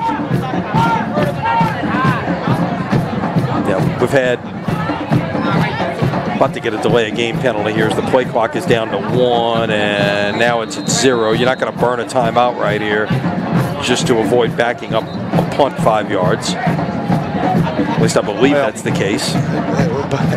If that's the case, though, right here, that 5 yards is a lot of difference in field position. I'm sure it is. It's and those are things that are you got to avoid. Well, it's just all part of not having been practicing. You end up with some mental errors. There was a guy late getting on the field. Correct. And that's all's got to get ironed out. Yep. And it will.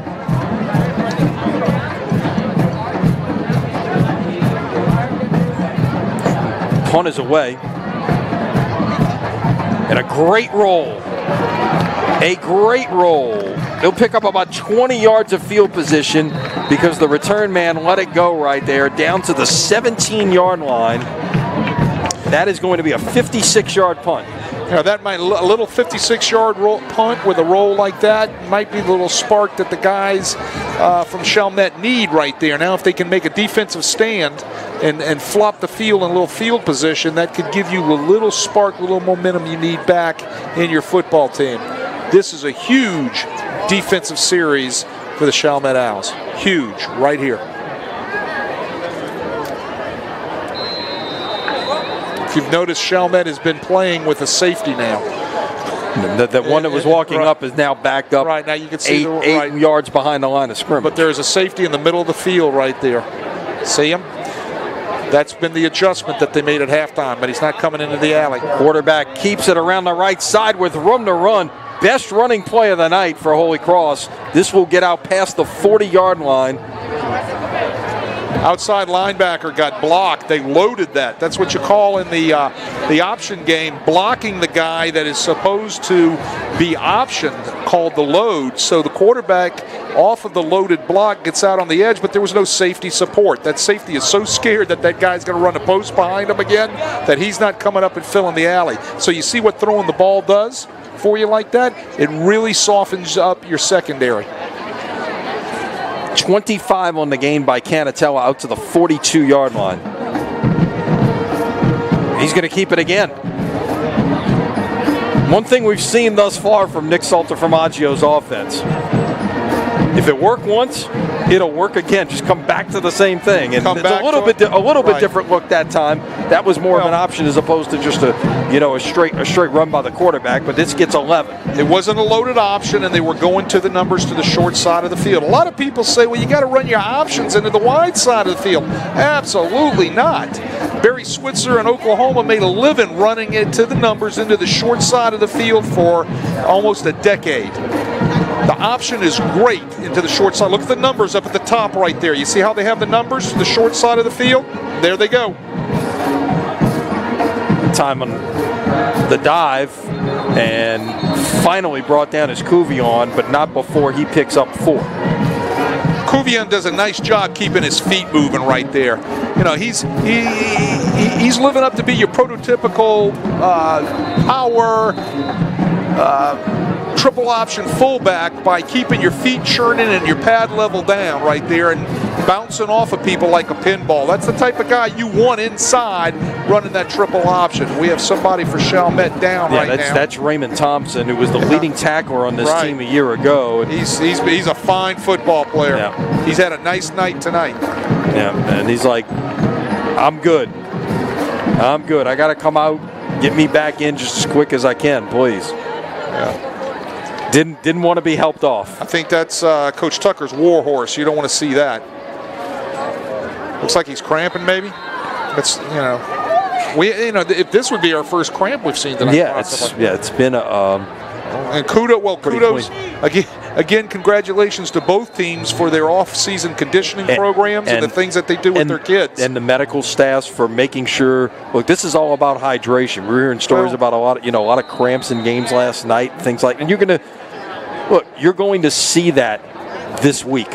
Well, especially from these teams in the New Orleans area. And believe it or not, Lenny, it's not what you do tonight. It's what you've done 72 hours prior for that for the hydration issues and nutrition issues. So from the 43, quarterback just follows the leader right there, and it's a first down.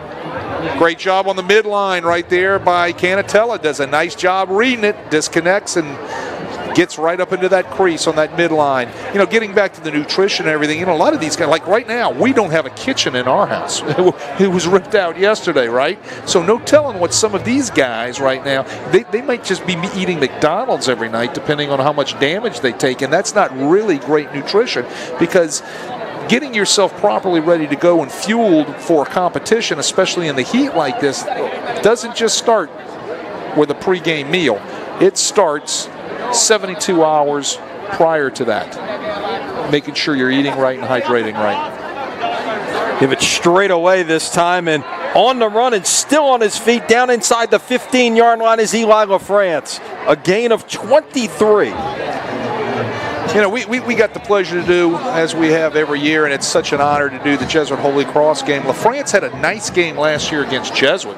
You know, he's a solid athlete, 5'8", 175-pound senior who has really, I guess you would say, established himself as a fine Holy Cross football player throughout his career. Holy Cross is huddling up. They're going to let the third quarter expire here because the play clock is about 2 seconds behind the game clock as you see it tick down under 10 seconds. and it will run out, and Holy Cross is going to head to the fourth quarter with a 21-10 lead over Chalmette. 12 minutes to go on this opening Friday for high school football in New Orleans, 2 weeks later than we expected. End of 3, Holy Cross 21, Chalmette 10. You are watching high school football from Crescent City Sports.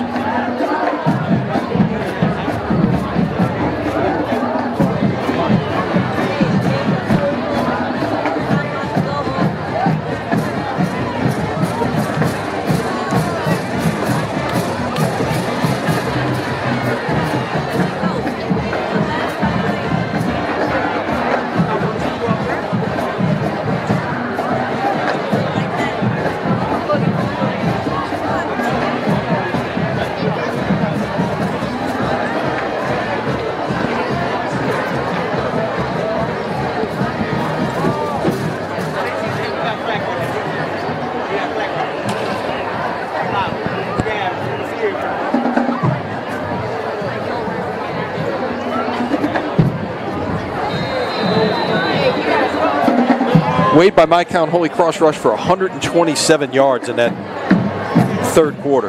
Did not attempt to pass. Well, they are really right. exerting their will right now. They are, and that's what a triple option offense wants to do. Physically beat you up. Give it away on first down. Looking to bounce it outside is LaFrance. The Owls stayed at home. A nice job there. Bain Tenorio, the junior outside linebacker, 39 stops, 5 for loss a year ago. Brings him down. Fine inside linebacker for Chalmette, still on the boundary, fighting off the cramps. That hurts them when they're running in between the tackles like that. Raymond Thompson. They need him back in there.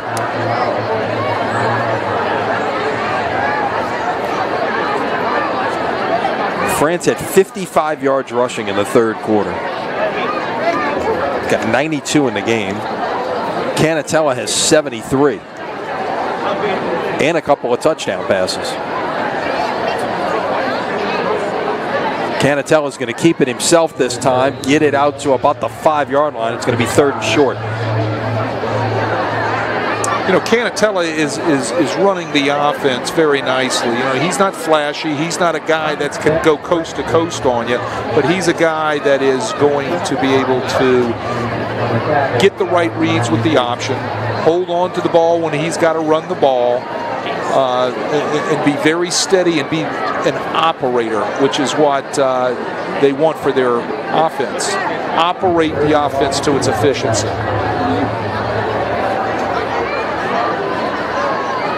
Gives it away, and into the end zone for the touchdown is Couvion.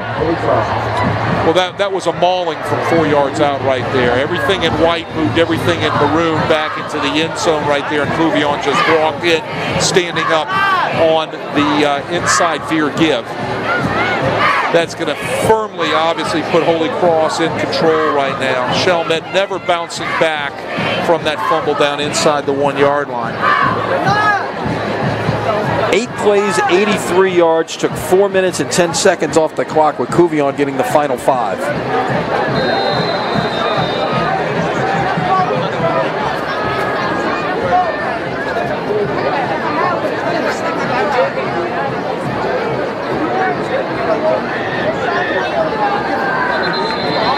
Whistles before this one can get underway.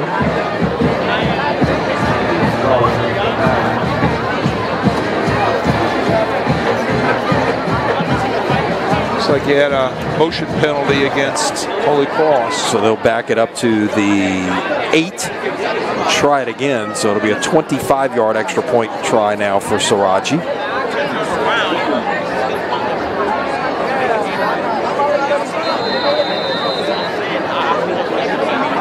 You know, Chalmette right there on that series needed to do something. They got the great punt and the roll, and they needed to make sure that they got some sort of, 3 and out, some sort of turnover, something right there, just to give them the spark they needed. And they couldn't come up with it. Kick is no good, so it will remain 27-10. Holy Cross here with 10:27 remaining here in the fourth quarter. So, now it's time to reach down deep for the Chalmette Owls. They've got to put something together here on a drive. And look, they've showed the ability to be explosive. Now, the one thing that is different is when they've popped some plays, they've maybe caught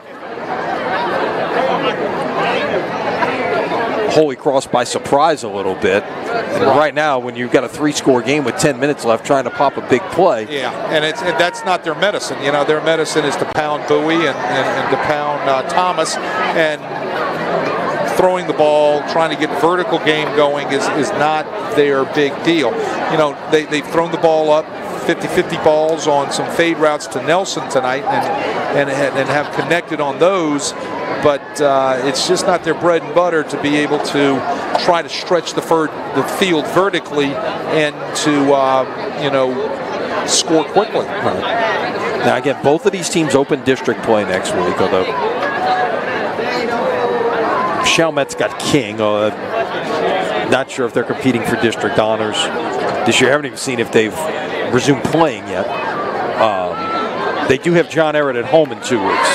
So that's obviously been the bell cow by which their district has been measured as of late. John Ehret has another fine football team.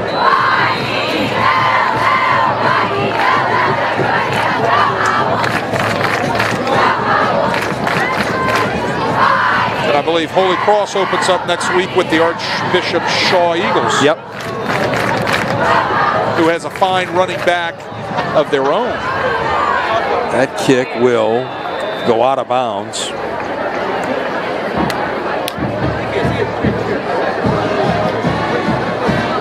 The Catholic League, I think, will be real interesting this year. Obviously, one game prior to getting into it. And not unlike a year ago. It's going to be, again, who can manage the circumstances the best. It may not be who is the best team. And I think last year, by being able to manage those circumstances, might have given teams, especially in the Catholic League, the blueprint on how to do those sort of things, right? And I thought it was a real interesting league last year. It'll be a real interesting league again this year. In 2 weeks, I believe we will see these Holy Cross Tigers against the Jesuit Blue Jays. We will indeed. We will be excited to be doing live from Tad Gormley Stadium. Again, 10th consecutive year our team has broadcast that game. It's Bowie on first down. We'll get about 3. Yes, I remember. You were there for the first couple, but not in the booth. Yeah, and I was there. I was the entertainment on the field. But you ended up winning that one, so yes, we did. Yeah. Yes, we did, and which I'm real proud of my kids that we had that opportunity to be able to come out with those victories against Holy Cross with some really good football teams, coached by Barry Wilson and Eric Roboto, and this is going to be Thomas on the keeper around the left side coming this way, and it's a first down at the 49-yard line. Yeah, Eric Roboto, that's the name I wanted to say, who is a fine defensive coordinator in his own right. Got a chance to visit with Eric before that Mandeville St. Paul's game we did last year. Yes, we did.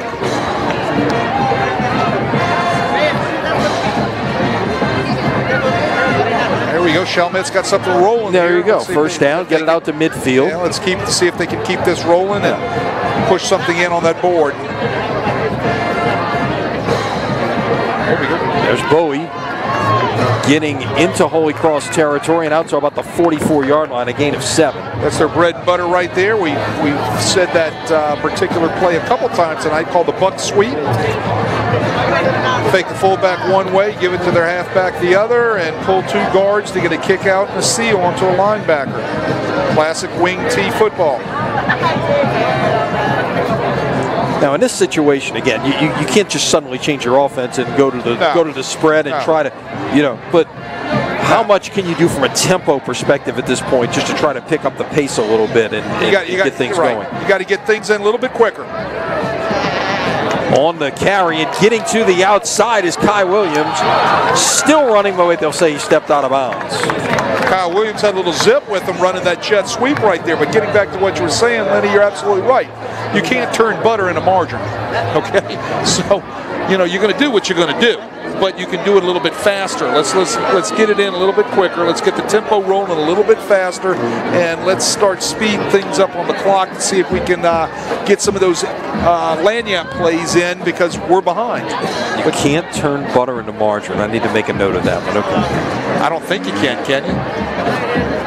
Right? I don't think you can. I don't know. I have to go to my science textbook on that one. I'm not sure. Well, I mean,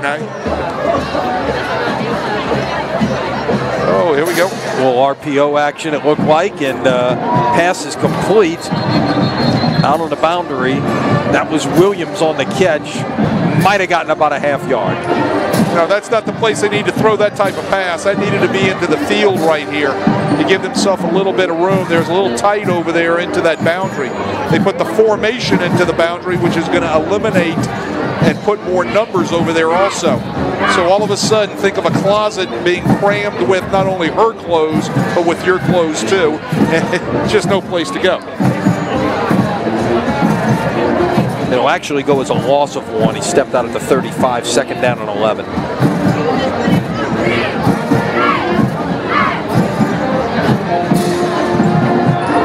Give it to Bowie once again. Just to bounce it a little outside, he'll get out to about the 31-yard line. If we broke down tonight, if we broke down this Chalmette film, thinking right now, the first thing that I've seen tonight, I'm an opposing coach, is I will have to stop Bowie to my left-hand side of my defense. They're going to run the ball to their right-hand side probably 70 to 75% of the time. Chalmette's going to use a timeout here on 3rd and 8 with 7:51 remaining in the fourth quarter. So I know that's something Jason Tucker and his good staff will do is they'll sit down, they will self-analyze, they will self-scout, and they're going to find out that they're going to have to balance those tendencies out a little bit.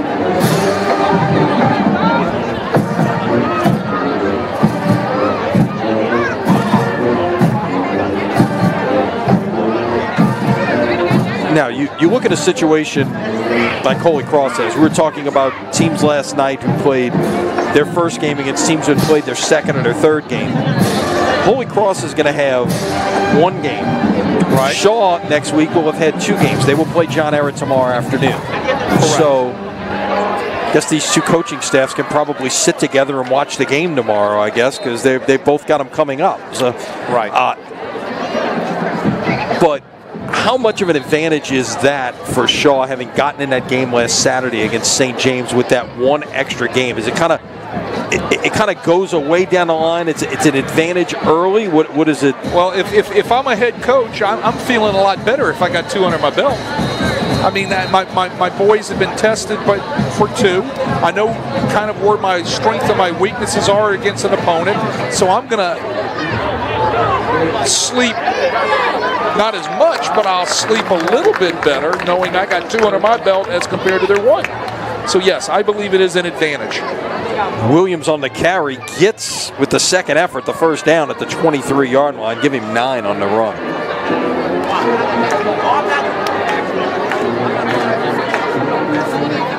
Put it at the 23-yard line of Holy Cross.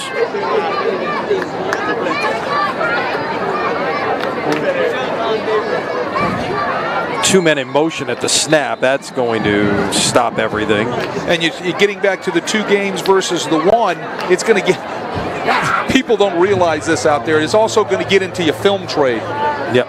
Okay. So here I am, a coach. I'm not going to give you 2 for your 1, right? There's no way I'm going to do that. I'm going to give you a 1 for your 1, and I'm going to probably go previous to previous. You know, there's all these little games that are played behind the scenes, behind the curtains, before the curtain even opens. You're not trying to do it to be coy or to be sassy.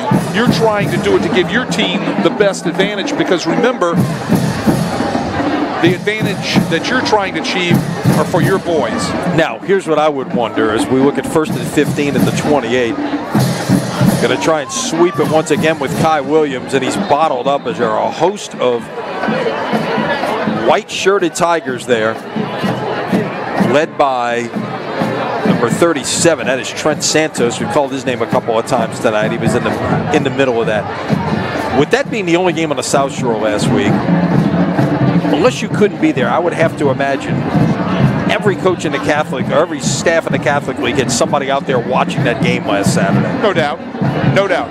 Somebody was there watching, and that's the way it's done. If you're doing your job as a head coach, you're going to have somebody there if you're not there yourself. There's no doubt about it. Now, it depends on where you are, storm, et cetera, et cetera, et cetera, but for the most part, you had somebody there. You're absolutely right.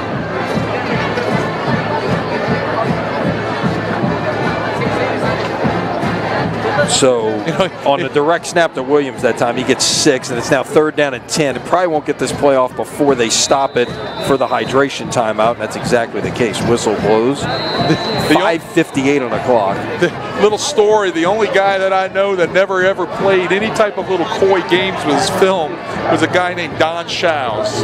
That name rings a bell to you? No doubt. West Monroe. Don Shows will come up to you. We're playing him in the quarterfinals one year, and he had 12 games already played, right? He comes up and he says, "Wait, I'm just going to give you all 12 of my games." I said, "Well," he goes, "you give me what you want to give me. I'm just going to give you all 12 of my games." And he didn't mean it to be arrogant. He didn't mean it to be, cocky or anything. That was just Don Shows. And he gave me all 12 of his games. I said, "Well, what's fair is fair. I'm going to give you all 12 of mine." And we went up there that night, froze, and got slapped around real good. So, but it was really interesting. And it's another one that is in heaven now. A great coach, Don Shows.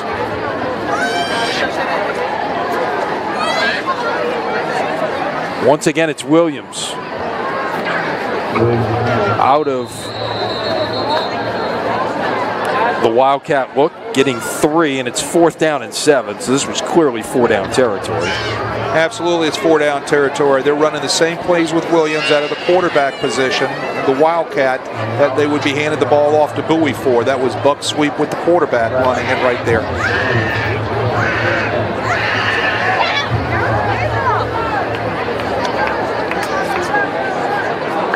So you could probably, this is the, the big play for Chalmette right here. No doubt. Dial one up, take a shot, and it is batted away, incomplete, as that was the backup quarterback in Angeletti. Trying to throw the fade route, which they had hit a couple times earlier in the game to Turian Nelson. Yeah, Nelson's been outstanding tonight, but they weren't going to let him get the football right there. Holy Cross did a nice job getting 2 defenders on him and knocking the ball down. Very well coached.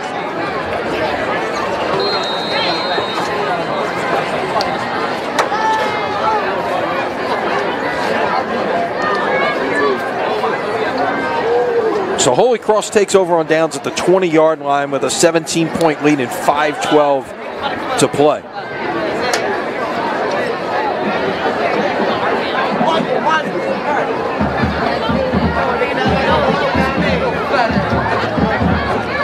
And going nowhere quickly is the quarterback. He got bottled up in a big hurry in the backfield. Canatello loses a yard. Well, they're going to work the 40-second clock all the way down, snap it with barely nothing left on the clock.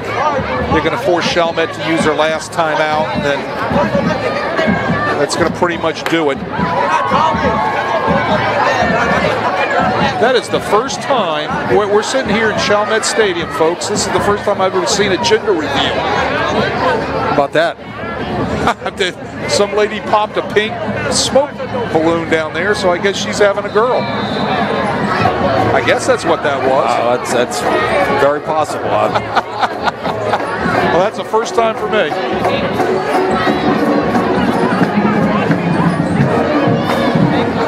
That'll move the chains, put it right at the 30-yard line.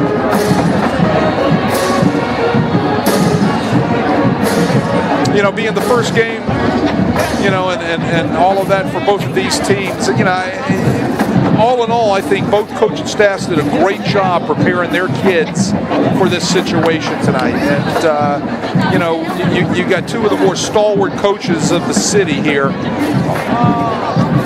coaching against each other tonight. You know, we've covered Salt a few times when he was at Hahnville-Destrehan games. Yep. And everything. Probably even got one in at EJ along the way, I think. So right, and I've coached against him at EJ and at Hahnville, and then, you know, so he's one of the top-notch head coaches with a great staff in the city. And then Jason Tucker, who was a part of my staff for a brief while before he came and took the Chalmette job the summer that I went to Jesuit, and one of the better defensive minds in the city. He does a great job in his program. He's closing in, if I'm not mistaken, one of the all-time winning coaches. Right, Bobby Nelson, the stadium is named for. They're going to take a shot downfield, and it is incomplete. You know, he's closing in on the Bobby Nuss record, which is one of the all-time great coaches in the city of New Orleans and the metro area. So Jason Tucker, in his own right, with his staff, did a great job getting his team prepared here tonight also. That's the first incompletion of the night for Canatell. In fact, the first non-touchdown pass tonight for Canatell, and we got a flag. I believe they had 12 on the field, yeah. Well, I don't know if it's 12. I don't know if that flag is on Coach Tucker for being out past the numbers, doing a little hard coaching. Or is this warning? Getting them back to the benches? Let's see. I don't know if this is a bench warning. Yep, it's a bench warning. Or no, it's unsportsmanlike conduct. Yes. Like I said, a little hard coaching out around the numbers. So 3rd and 5 turns into 1st and 10 now at the midfield stripe with 2:49 to play.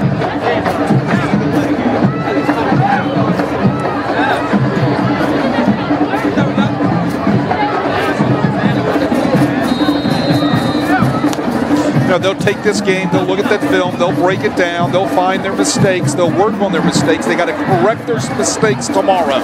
They'll bring their teams in tomorrow, and they'll work on correcting their mistakes. They'll put it behind them, and they'll get ready for their next opponent.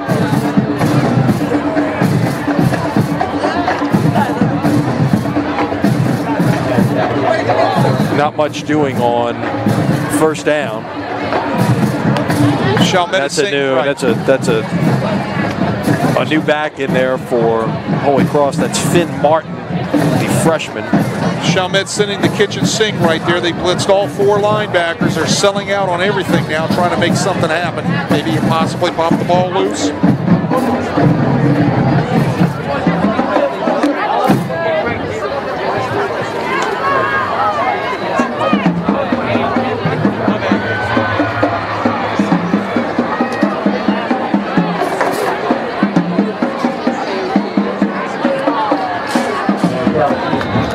On 2nd and 10, about 6 yards on the carry that time for Canatella.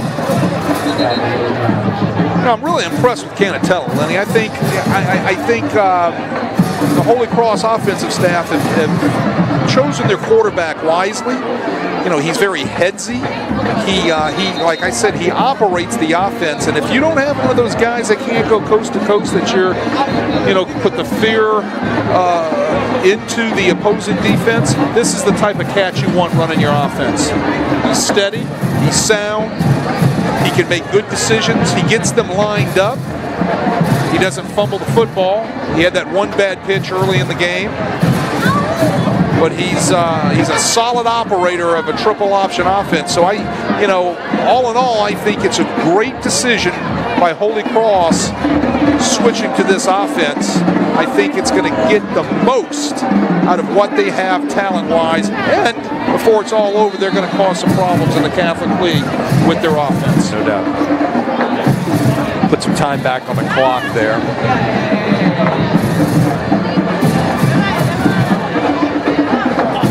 And let this run down as far as they can before they snap it. Play clock is at 8:07. Snapped it at about 5.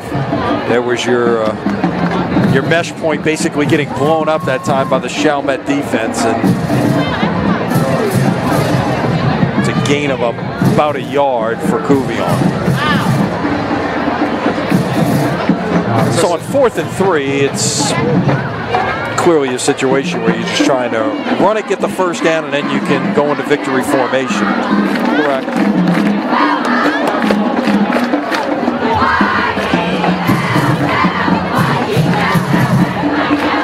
It's been a great distraction for everybody in the stadium tonight to be able to be here and enjoy high school football and not worry about storm debris. I know it has been for me. No doubt, no doubt. So timeout called by Holy Cross with 57 seconds to play.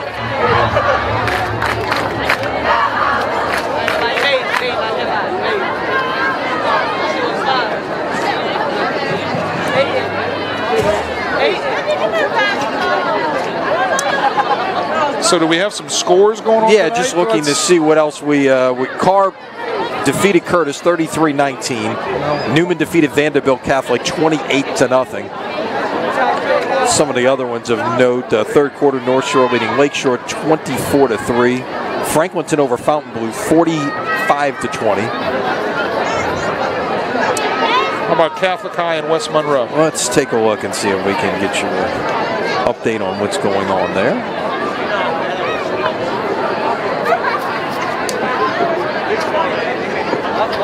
West Monroe, well, it's West Monroe 13-6 first quarter, something, because we've seen something different on that. I don't know what's going on there. That's right. It could have to check on that one. I don't know what that's about. You know, or maybe they got a delay up there for some reason. I'm not sure.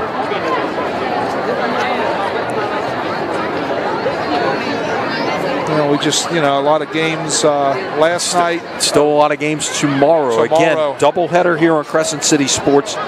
Starting about 1:45, it'll be De La Salle and St. Charles Catholic. You can also hear it on Nash Icon 106.1. And then tomorrow night at 7, right back at Tad Gormley, it will be Zachary and St. Augustine. That's going to be a great football game.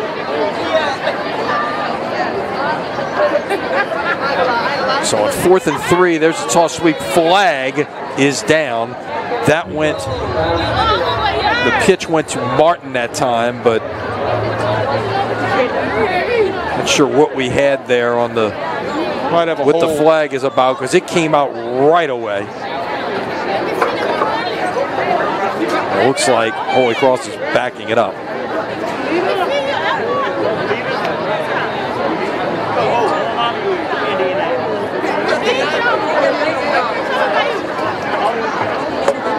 It must be an illegal formation. They're going to decline that and take the holding penalty. I think the holding was out here on the flank, out on the edge by the wide receiver, who those guys from Holy Cross did a great job blocking tonight. And from the spot of the play, so it's going to back up 10 yards. It'll be a 2-yard gain and a 10-yard penalty. Don't get us started. I'm okay with that. When it's downfield, that's fine. Right. Of course, there's the craziness behind the line of scrimmage. Yeah, that's, again, that's supposed to be ease. I don't know. So it doesn't seem to make a lot of sense. And just now we're going to see the punt team come on. Like I told you, getting something changed in the Federation, it's like getting the infrastructure bill passed. It's an act of Congress.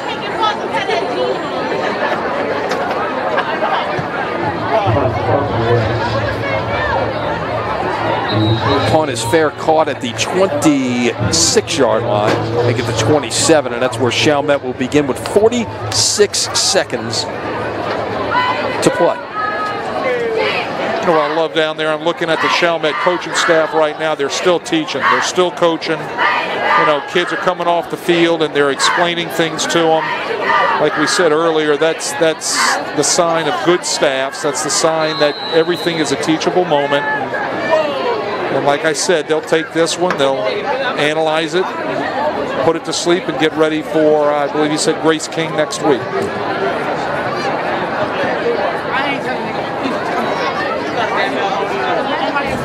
I think Holy Cross has a bunch of new jerseys in there now. Yeah.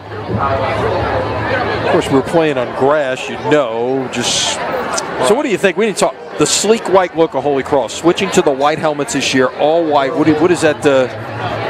What do you think about that? I like it. I mean, I think it gives them a neat, clean look. And if you look at the helmets, and they still have the gold in their emblem, the gold HC, yep, and in their stripes, so you still get that image of the gold helmet that, of course, is the Golden Dome look that Holy Cross is so well noted for. So yes, I do like the look. I think it's clean, it's neat, and like I told Coach Saltaformaggio before the game, I said, you take care of a few wins, uniforms take care of themselves.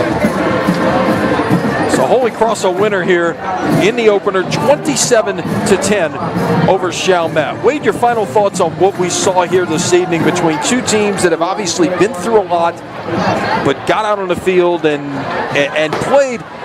We had a couple of turnovers out there, a few flags, but not what you'd call just a poorly played football game by any means. Both teams really had their moments, and obviously, like we talked about, the game really turned on that one play early in the third quarter. The game turner was the fumble inside the 1 yard line by Chalmette, which changed the whole complexity of everything going on in the game.